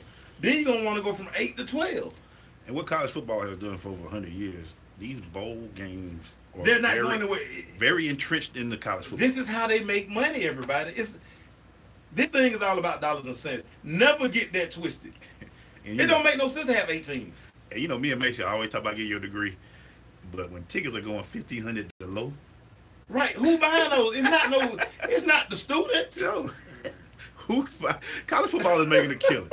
And I want to always say in my position don't get paid. Yes, players should get paid, but I'm also wanting them to get their degree. But if college football was an amateur sport, if it was amateur, how do we get away from putting $13,000 seats in that makes you? Well, we're not, because again, what was that parking lot? It was $150 to park a car. But understand, and you have to caution everybody. You have to get them to understand this. Listen, for people who pay $7,000 and $8,000 for a ticket, $150 to park is nothing. Oh, that's throwing out the left pocket. Right. So for the everyday going to work guy, that would have hurt me. Yeah, you feel some kind of way. I'd have cried. If you spend $150 to go park. I'd have cried. But you got people who spent $12,000 and $14,000 a piece on tickets. And again, the sport, like every sport, has become corporate. It's a corporate sport. Everything is corporate. Like I say, when my dad blessed us to take us to a Super Bowl in '92 and the '93, tickets were affordable then.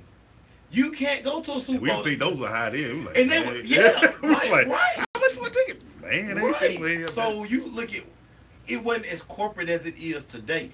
And that's what I'm saying. So, going back to the first thought, I will say that, I'm not being a homer because I really had no fight. I like SEC ball, like ACC. I like all of it. I think all of it. I actually would like to see, it's not going to happen from, like Mason said, 2025, all the top 5 be in the playoff and get you 3 at large. Right. But they didn't do that.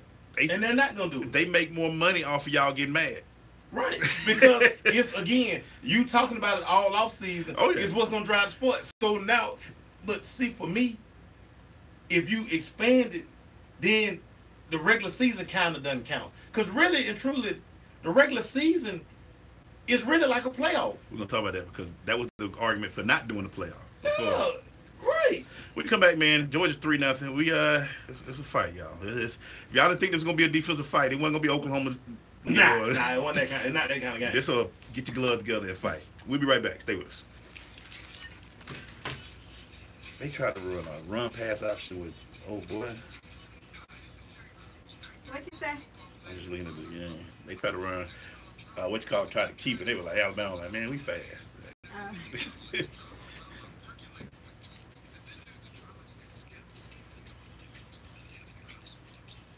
This kid was playing high school football last year. Now he in the national fucking championship. Did they win it? They didn't win it last year, did they? Fronin won it last year, didn't they? No, they lost in the what? They lost in the semi. Yeah, and now he in the national championship. Boy, God dang.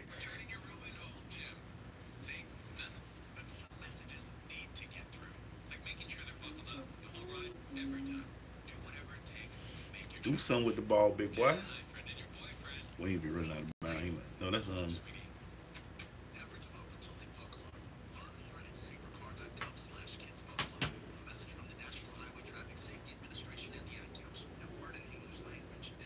great blocking. Great throw. Do it 3 times. Great throw. Y'all know how to start voting on my hair. I'm trying to figure out how I'm wearing my I don't know how you do. Every week it's something different. I can't. You keep doing me like I'm trying that. to figure out how I'm wearing my hair this year. Riley Ridley.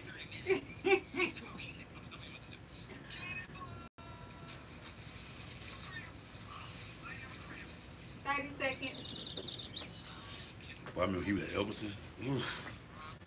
He was killing Yeah, them. no, they'll never expand. They'll never expand them bowls. Come back 20 my way. seconds. Come back my way, leave that alone. Yeah, Ridley balling. Ridley because his big brother on the other sideline. One of us got it. We ready to go home. Coming back.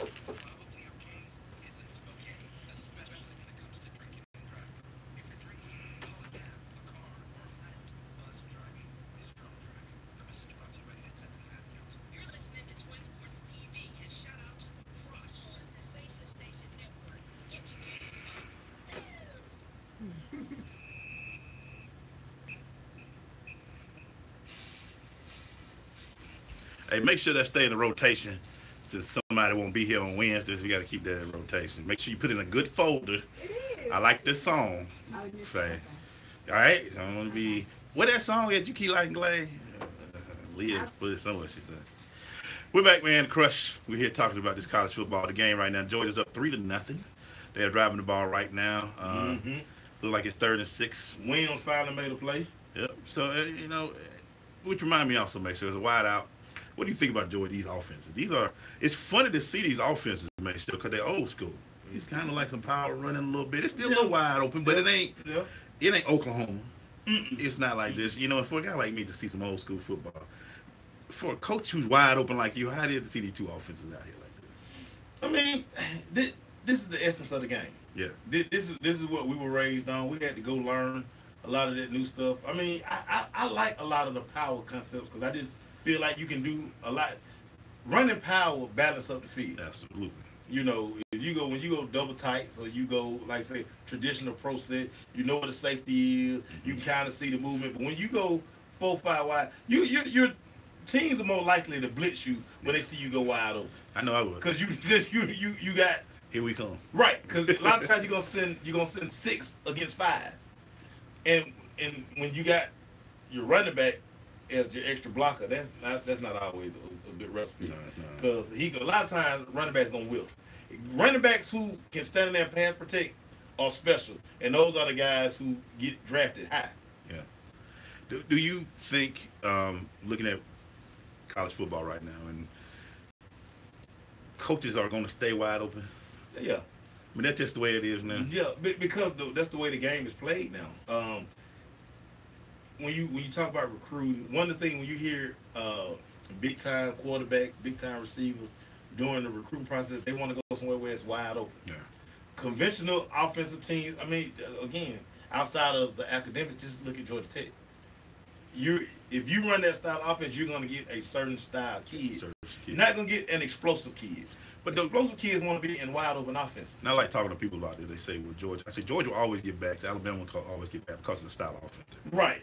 They are one of the few that do still get up under the center and hand on. Miami's going to start. You're going to see that more in Miami with Rick down there and all that. The game feel right now, it is speed, but it's still, like we've seen, is blocking tackle.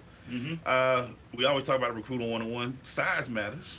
All the time. You know, I'm looking at this team now. Both of these teams got 6'4", 6'5" D linebackers, man. That would have been defensive end back in our day. Right. Now they linebackers standing up and being tall and watching these games like today and watching the national championship game. As a coach, what do you miss about today's that you would love to be able to do in today's game and watch some games like you do now? I know defensive-wise, I got out right before it really took over. Because I would like to defense against the spread. Because when I got there was still some knockers. They were still trying to run at you, but now everybody is run pass option. Yeah, well, it's the multitude of it. Well, first you got to understand what you have athletically. You can't try to run a lot of these offenses if you don't have personnel. So one of the things I always in coaching offense, I like to be able to be multiple. Right. I can line up in the spread, but I can also go I can go trips. Right. I can also go double tight. Right. Because so one of my favorite play calls, who's probably still one of the best play calls ever, Ralph Friedger. Oh, yeah. And you look at when he had Joe Hamilton. Yeah. They could run option. I think another one that's going to the Hall of Fame too. They could go shotgun. Any style you wanted, he could give it to you. And as a defense, that's hard to defend. I mean, yeah, because now I got to go out and say, all right, I ain't gonna lie, one of my favorite defenses was 4-2-5. Right. So I had, but my safety had to be almost linebacker-ish. Right. So right. I could slide him down if I needed to. And if you playing me like that, I'm like, you just got to know when they go double tight, you got to buckle up. Because I still don't believe that a lot of people understand that as an offensive coordinator, you can dictate the defense if you want. Easily. That's why defenses now, like you seen in Georgia, Alabama, you got to be athletic. Oh, without a doubt. Even your lineman got to be athletic. Hey, man, we come back, man. We still talking. Stay with us, Sister Crush. That's the only thing I wish I missed out on. See, even my guy, what up, JD? Dwight say if he had known Paul Johnson was gonna be there, he would have went to Florida.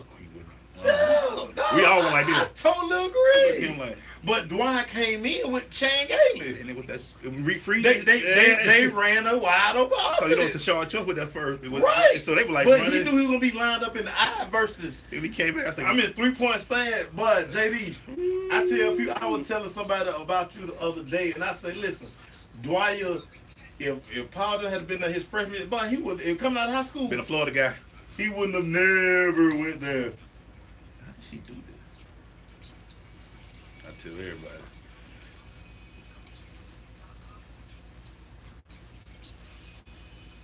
Cause that offense put a lot of carries on you, man. Shit hurt. 30 seconds.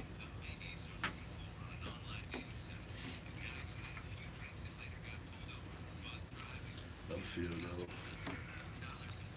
15. Whew.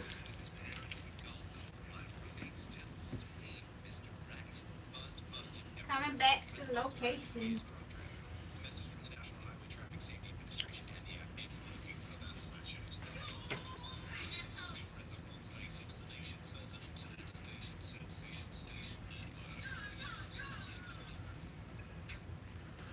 And we're back. Another hot topic may show that's in the pro football game. I want to get your thoughts on it. I didn't think I'd see it again because I thought he had a cushion job, but there's got to be something about coaching when you coach a team. And $100 million as well. That'll make you leave the booth. When you got a job that you had your own thing, you could have probably retired from there. Your thoughts on Gruden going to the Raiders? I mean, you had a cushion job, man. It was. Yeah, I mean, I feel some kind of way about it because, you're sitting here like, why would he leave what you make it 6.5 per. You're not stressed. No. You're not. But in the same token, I think being away from the game, I think it re-energized him. Now, the $10 million a year, not bad. Not bad. It's not bad, but now you go from being, and I put this out there early in the week. You go from being that genius in the booth to now everybody questions your play caller. And he knows that's coming. Madden was great after more than he was on the field. I mean, he did his thing on the field too, but man had a game ran after himself, make sure. Right. And Gruden had his Gruden grinders. He had his quarterback thing. He was cushioned. Is there anything, I mean, this is why I'm leading to this, as a coach, that would lead you back to the game? Nothing, Mace? Nah. But only because for me, I just think about why one of the main reasons I left. Mm-hmm. And that seems to be getting worse. It does. And if I was to ever go back, it would have to be somewhere like way up north, mm-hmm. where you notice that the coaches are allowed to coach. Mm-hmm. And I don't think we get that in our neighborhoods. It's always interesting because people say, would I ever coach again? Maybe on a smaller scale, like help right. out. Now, you know what? Now, what I would really like to go back and do, I would like to go coach youth football. Oh, yeah. Little league football. Simply because I don't think the kids get the benefit of good coaching at that level.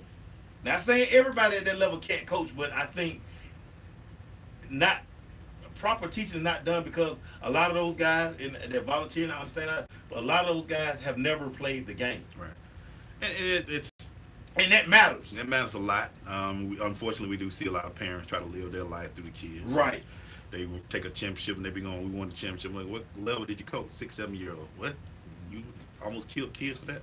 Right. I don't know if I do it. I love my boy Nick. If he asked me, I could do it part-time. It would have to be something real special, but coaching is something else. 10 years, $100 million, though. Like you say, make sure he's 6.5. He was undefeated. Right. And he was a genius. Yeah, he was. Everybody thought he was the greatest coach. I always see it. I wonder if, and it's funny, I don't know if as great as, because I'm not the biggest Gruden fan. I have never made any bones about it. I think he came into an excellent situation in Tampa. Oh yeah, Morgan could have won that Super Bowl. I mean, he came into an excellent. All the groceries were already there. The groceries were already there. When he was at Raiders, he got traded, I think, to Tampa. Right. And now he's back with the Sun, and I think it may be Maceo. I think he might be. You can bait coaches too, and I think he got tired of hearing, but did he really coach a great team? Well, word on the street is that everybody kind of knew he was going to go back. Okay. They say he was always compiling. If you look at that FC, that 5 coaches thing, the thing we're doing with the quarterbacks, he was stockpiling. So he never stopped watching film. Gotcha. So, I think everybody knew he had an itch. Right. So I think he was looking for the best situation. He's going to an organization where he's very familiar. The Sun obviously loves him because they're throwing a boatload of money at him. I mean, but we know in this business, he's not going to coach 10 years. He's not going to be there 10 years. Because the thing about it, you got the quarterback in place. You got nice receivers. You don't have a bad defense. The defense, Khalil Mack. Yeah, they got some studs. Got some studs on defense. So the team is kind of ready made. Yeah. In 4 years, if you're not winning, you can't. I mean, are you going back to the booth? You got about 3 years, dog. Right. You got to win. Right. We come back, man. You got a little wide eye for us. Let's go. You got some wide eye corners. Stay with us, Sister Crush. You still got the music? Leah, you still got the wide eye music? Yeah. Wait a minute, that was loud. I'm sorry. Yes, I have a right. I'm getting like, I don't know, boy. It had to some 10, 100 million.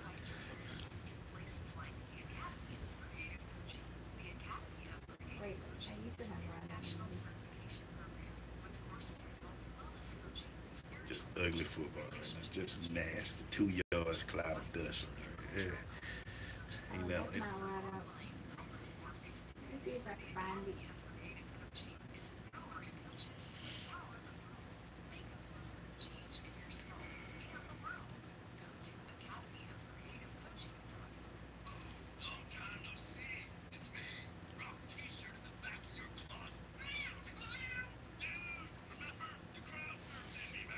they got a whole 2018 on that jersey.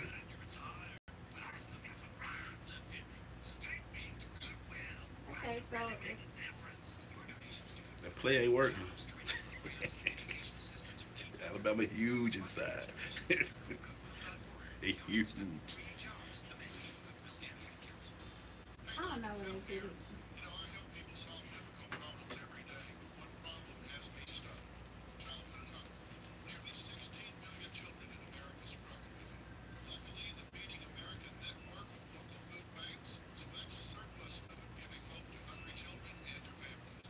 Okay, I found it.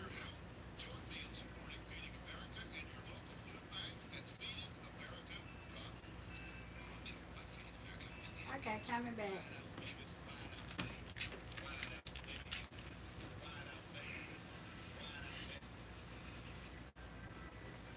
Oh, for the first time in 2018. Am I on ref? You on the line. You on the line. I'm good ref. He's on the line. He's I'm ready. good ref. Okay, I'm good. Make sure. How they do? I'm good ref. I'm good ref. Okay. We going deep, baby. Straight nines right now. Wide eye corner, All baby. nines, baby. All nines. What you got for us, man? So I did an early segment of Recruiting 101 with Mama Maiden. Mama mate. This young lady, she holds true the values that we talk about every Wednesday with Recruit 101. If you don't know Mama Maiden's story, she has 3 sons that she's guided through the recruit process. One at Rice, who just graduated, and then had another year eligibility, went to New Mexico State to get his master's, paid for. She has a son that's playing right now in the national championship game, University of Alabama, number 21, Jaden Maiden. And her youngest boy just signed, early signing period with Mississippi State at quarterback. Killing it. To listen to Mama Maiden tell her story, again, some of the things that we always talk about, how much parental involvement needs to be done. Parents, what are we waiting on? We have to stop waiting until our kids late junior, senior to realize that, oh, we can play college football. One of the points that she brought up, I kept stopping her, like, say that again. She had a plan. All her boys had a plan coming into high school. She went and sat down with counselors. She sat down with coaches, and they mapped out a game plan. It's no secret why all 3 of her sons earned scholarships. Yeah. You know, again, it's always beautiful to hear this kind of conversation because we talk about it, and sometimes I think you know what, we have to kind of sit back, let other people come tell the story. And again, everything that we talk about, she hit it dead on.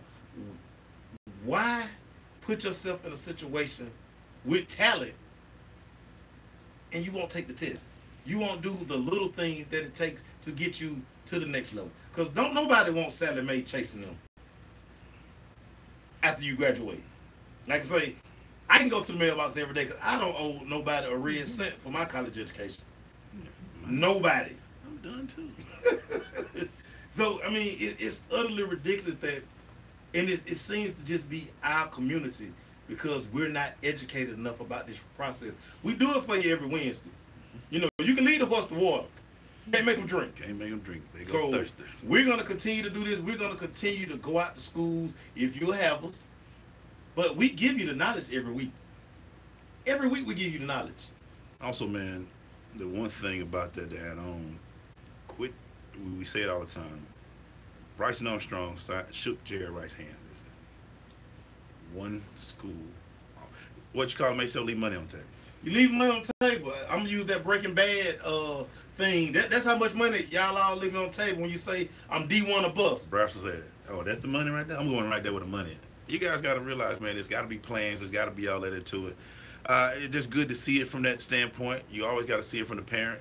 I always like to hear the parents that just say, you know what, there wasn't no question we were gonna do this. You know what I'm saying?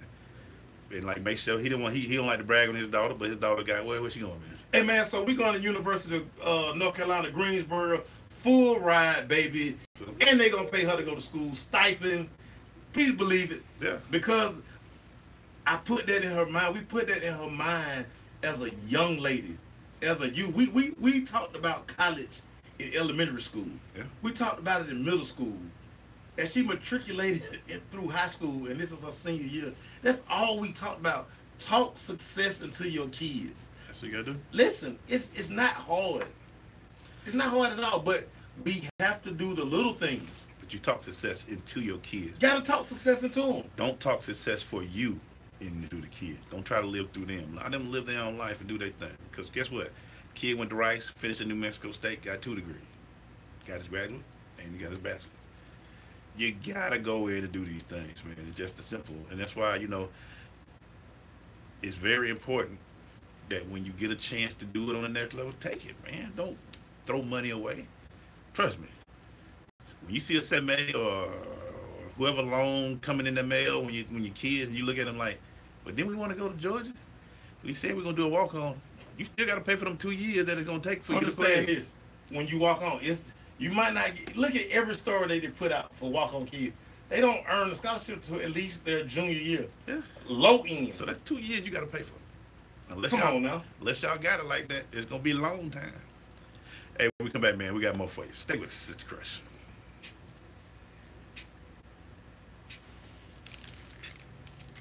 I don't think Alabama's faced a defense like this either. Alabama don't know what to do.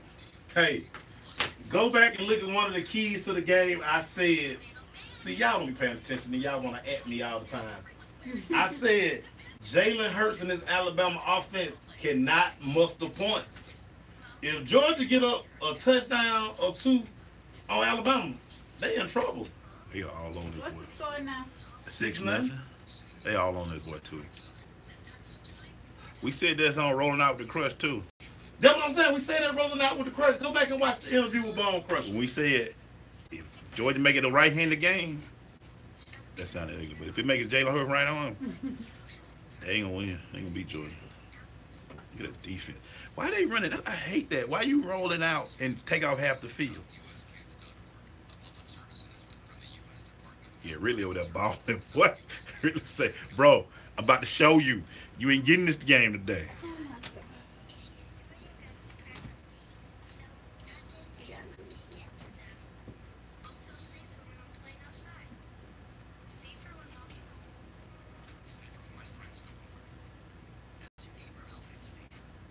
Williams back out there. That's all he got. He hit 1,000 this year. 30 seconds.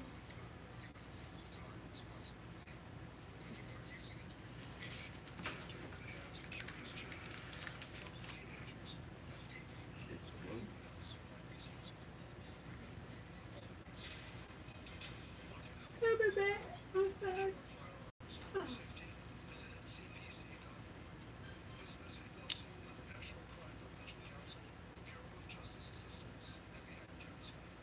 Coming back.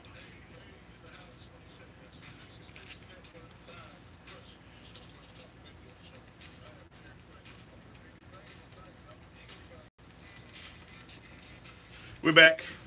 Keep y'all abreast of what's going on. 6-0. Georgia Bulldogs versus Alabama. Ridley is going off. Not that Ridley. The other Ridley. The one that playing for Georgia right now. He's got 4 catches so far. And just keep going.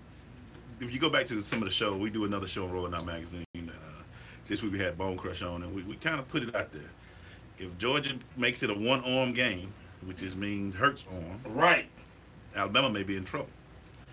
Looks like it's that way now. Mike, let me ask you a question. And let's just have a little fun real quick. What's the biggest game you ever coached in?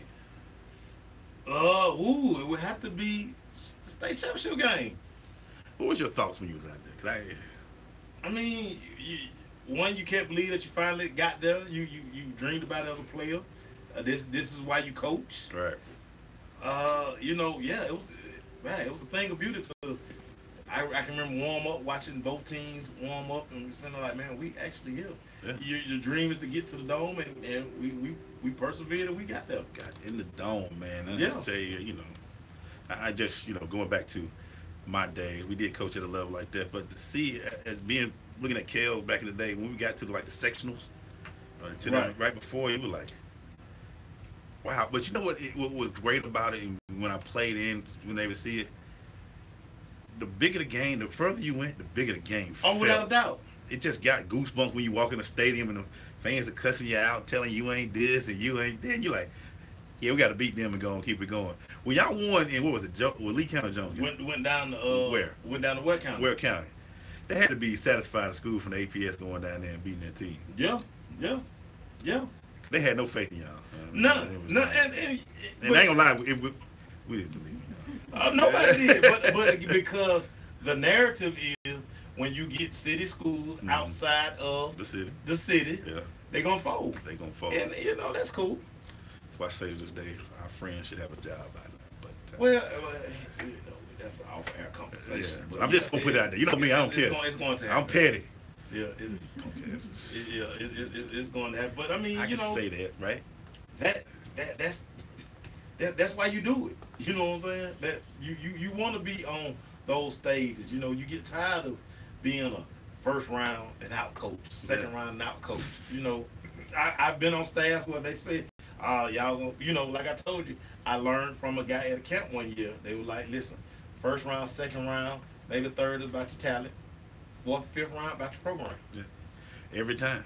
I mean, and that's why you see the same programs there every year. Like I said, I always remember I go back to that Southwest Cab game when I'm there watching Valdosta, and the guy from Valdosta, they getting blowed out. The guy was like, dude, we're not gonna lose. I'm like, dude, are you tripping? He's like, listen, our tradition will not let us lose. And again, like I say, so when I went down and made the trip to Lincoln County with you to see the wall, like I say, we've seen the wall, you've heard about the wall, but to actually see it, as a, I can imagine a visiting team come in and they looking at that like, wait a minute, hold on. One thing these guys do is play football. Famous story, man. I bought Jamel. We sitting out there on the field. We playing in the third round. This cat was like, we're going to beat y'all Lincoln County. Jamel just did his hand like that, like kissed the ring. Over. It was over. Kid was like, he just told me to kiss the ring. I was like, it's over. Y'all ain't beating us on our field, man. And it makes different. And I'm looking at this game. I'm putting it all the way to this game. What is it that Kirby's doing that's saying, I know that's Nick, but what is he? Is it talent? Is it just mentality? What would you think? Because Georgia looks totally different. It looks like they're in control right now. What are you thinking that Kirby's thing? Because that's the master, according to everybody, that's the master across the field. Well, he was there, and he was inside the castle long enough to know how they did it. And that's why when he went and got his own castle, he took all of the elements that he saw inside the castle. I'm gonna bring him inside my castle. These teams are mirror images of each other. Look just like each other, man.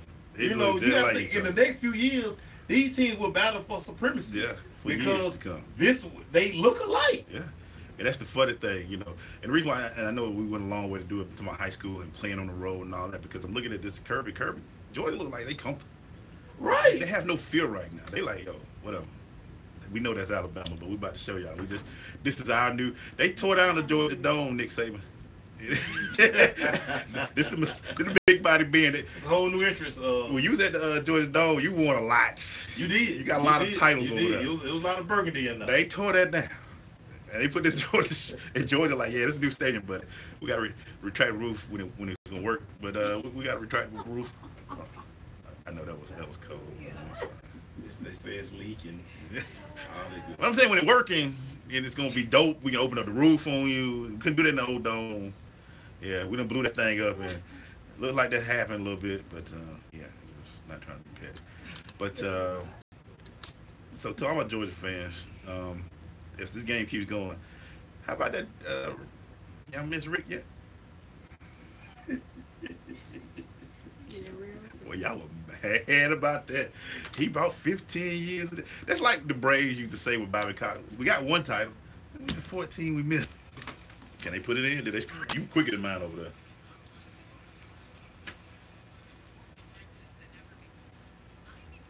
there. Hey, Auntie. You out there in sunny California. What the weather like out there, Auntie? When y'all start doing that hill You gonna be there for 4 weeks? Well, Oh my Who God. Who clap Hurry like home, this? be safe, Auntie. I don't know. Dudes used to do it all Who the do the time. clap like this, makes it with the finger look all weird when they clap and they some coach used to do it like that. Oh yeah, dog, you can't do that to a quarterback. That's just dumb. That's just dumb. Uh-oh. That's dumb. Get him off the field, coach. That would have been the next thing on say. Get him off the field, coach. You gotta start saying, get him off the field. I don't care.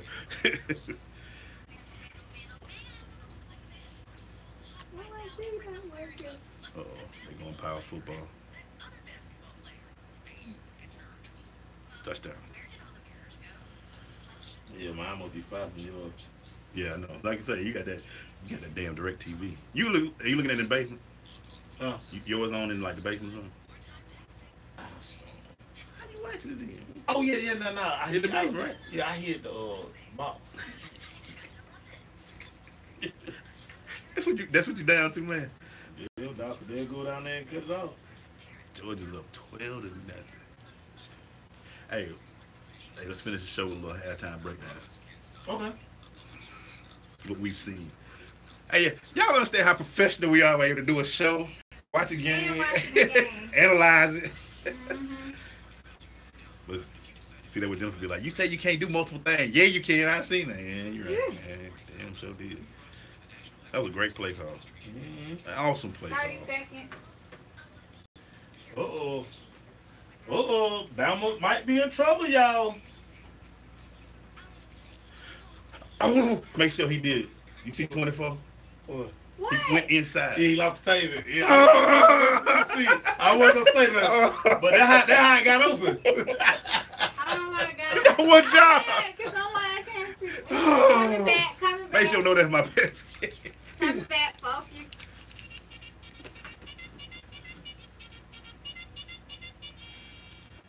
We're going to the Crush Recap brought to you by Blunt's power. Blunt Power 3 sprays last for days. You can find out more about Blunt's power. going to their website at bluntpower.com or going to their Facebook and our Twitter page at Blunt Power. You know, makes you always say I say two things. That's all I say.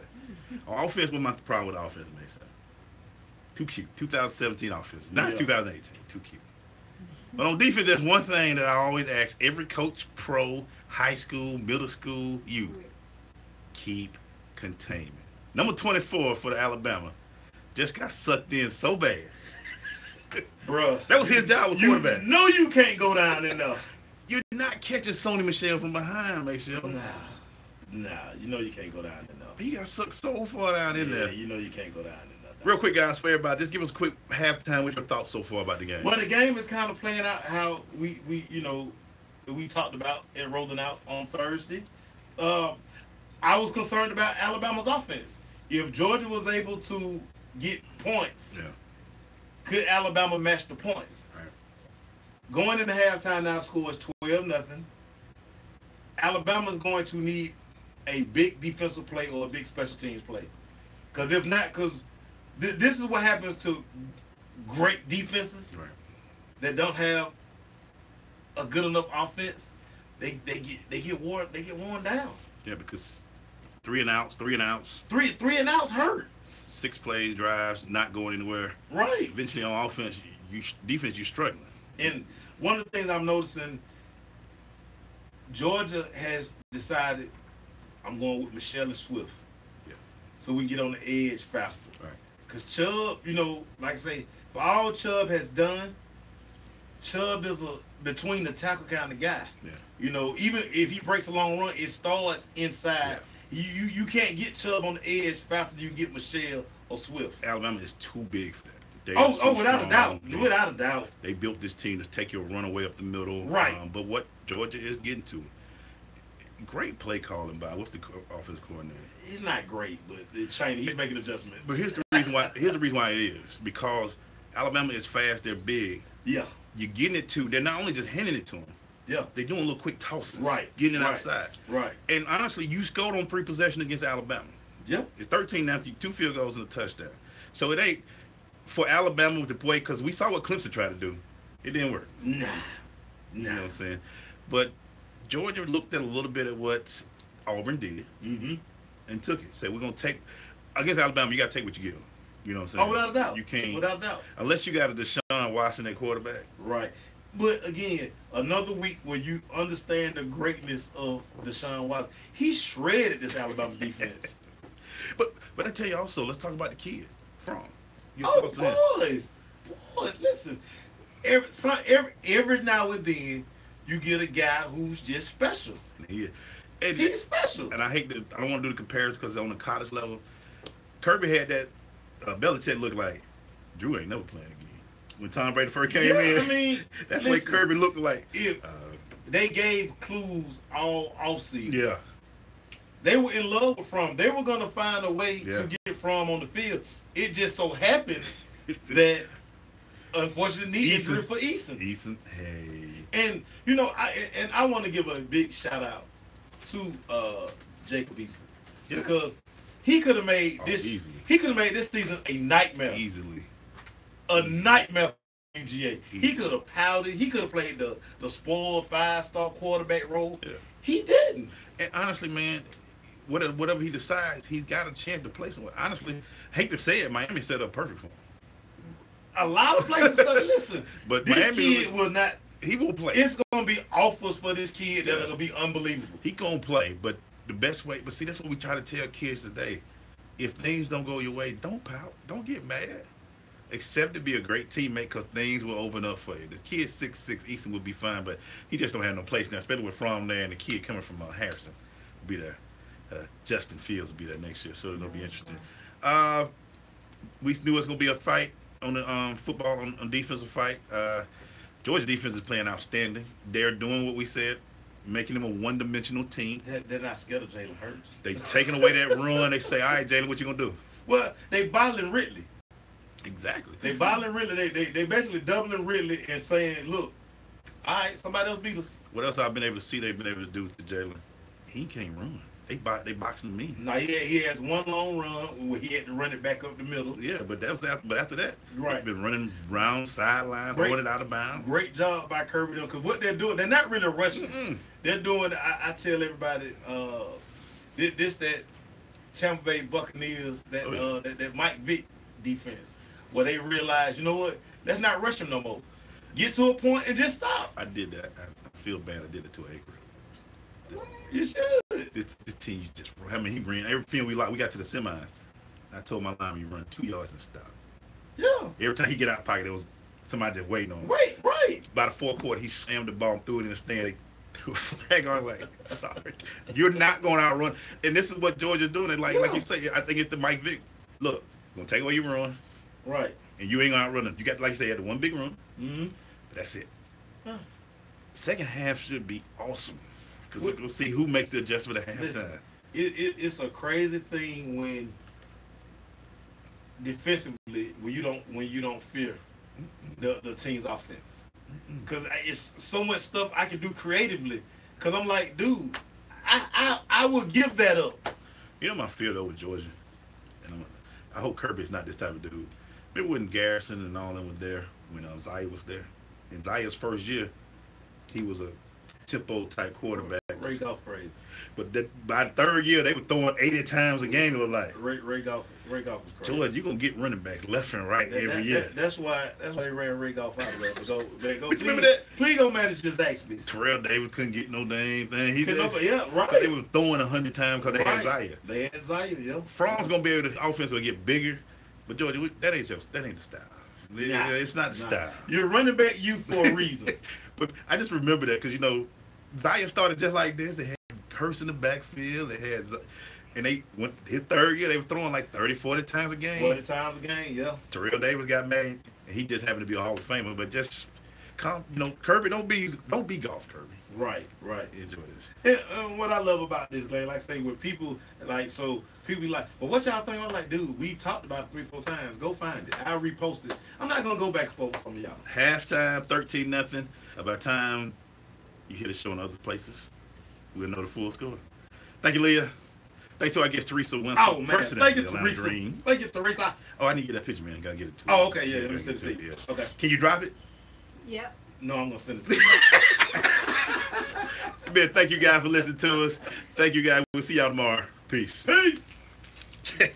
You funny. You put him on that blast like that. Oh, you put me on blast like that. Yeah, Sap, stand on tackle there. Yep, don't go upfield. Just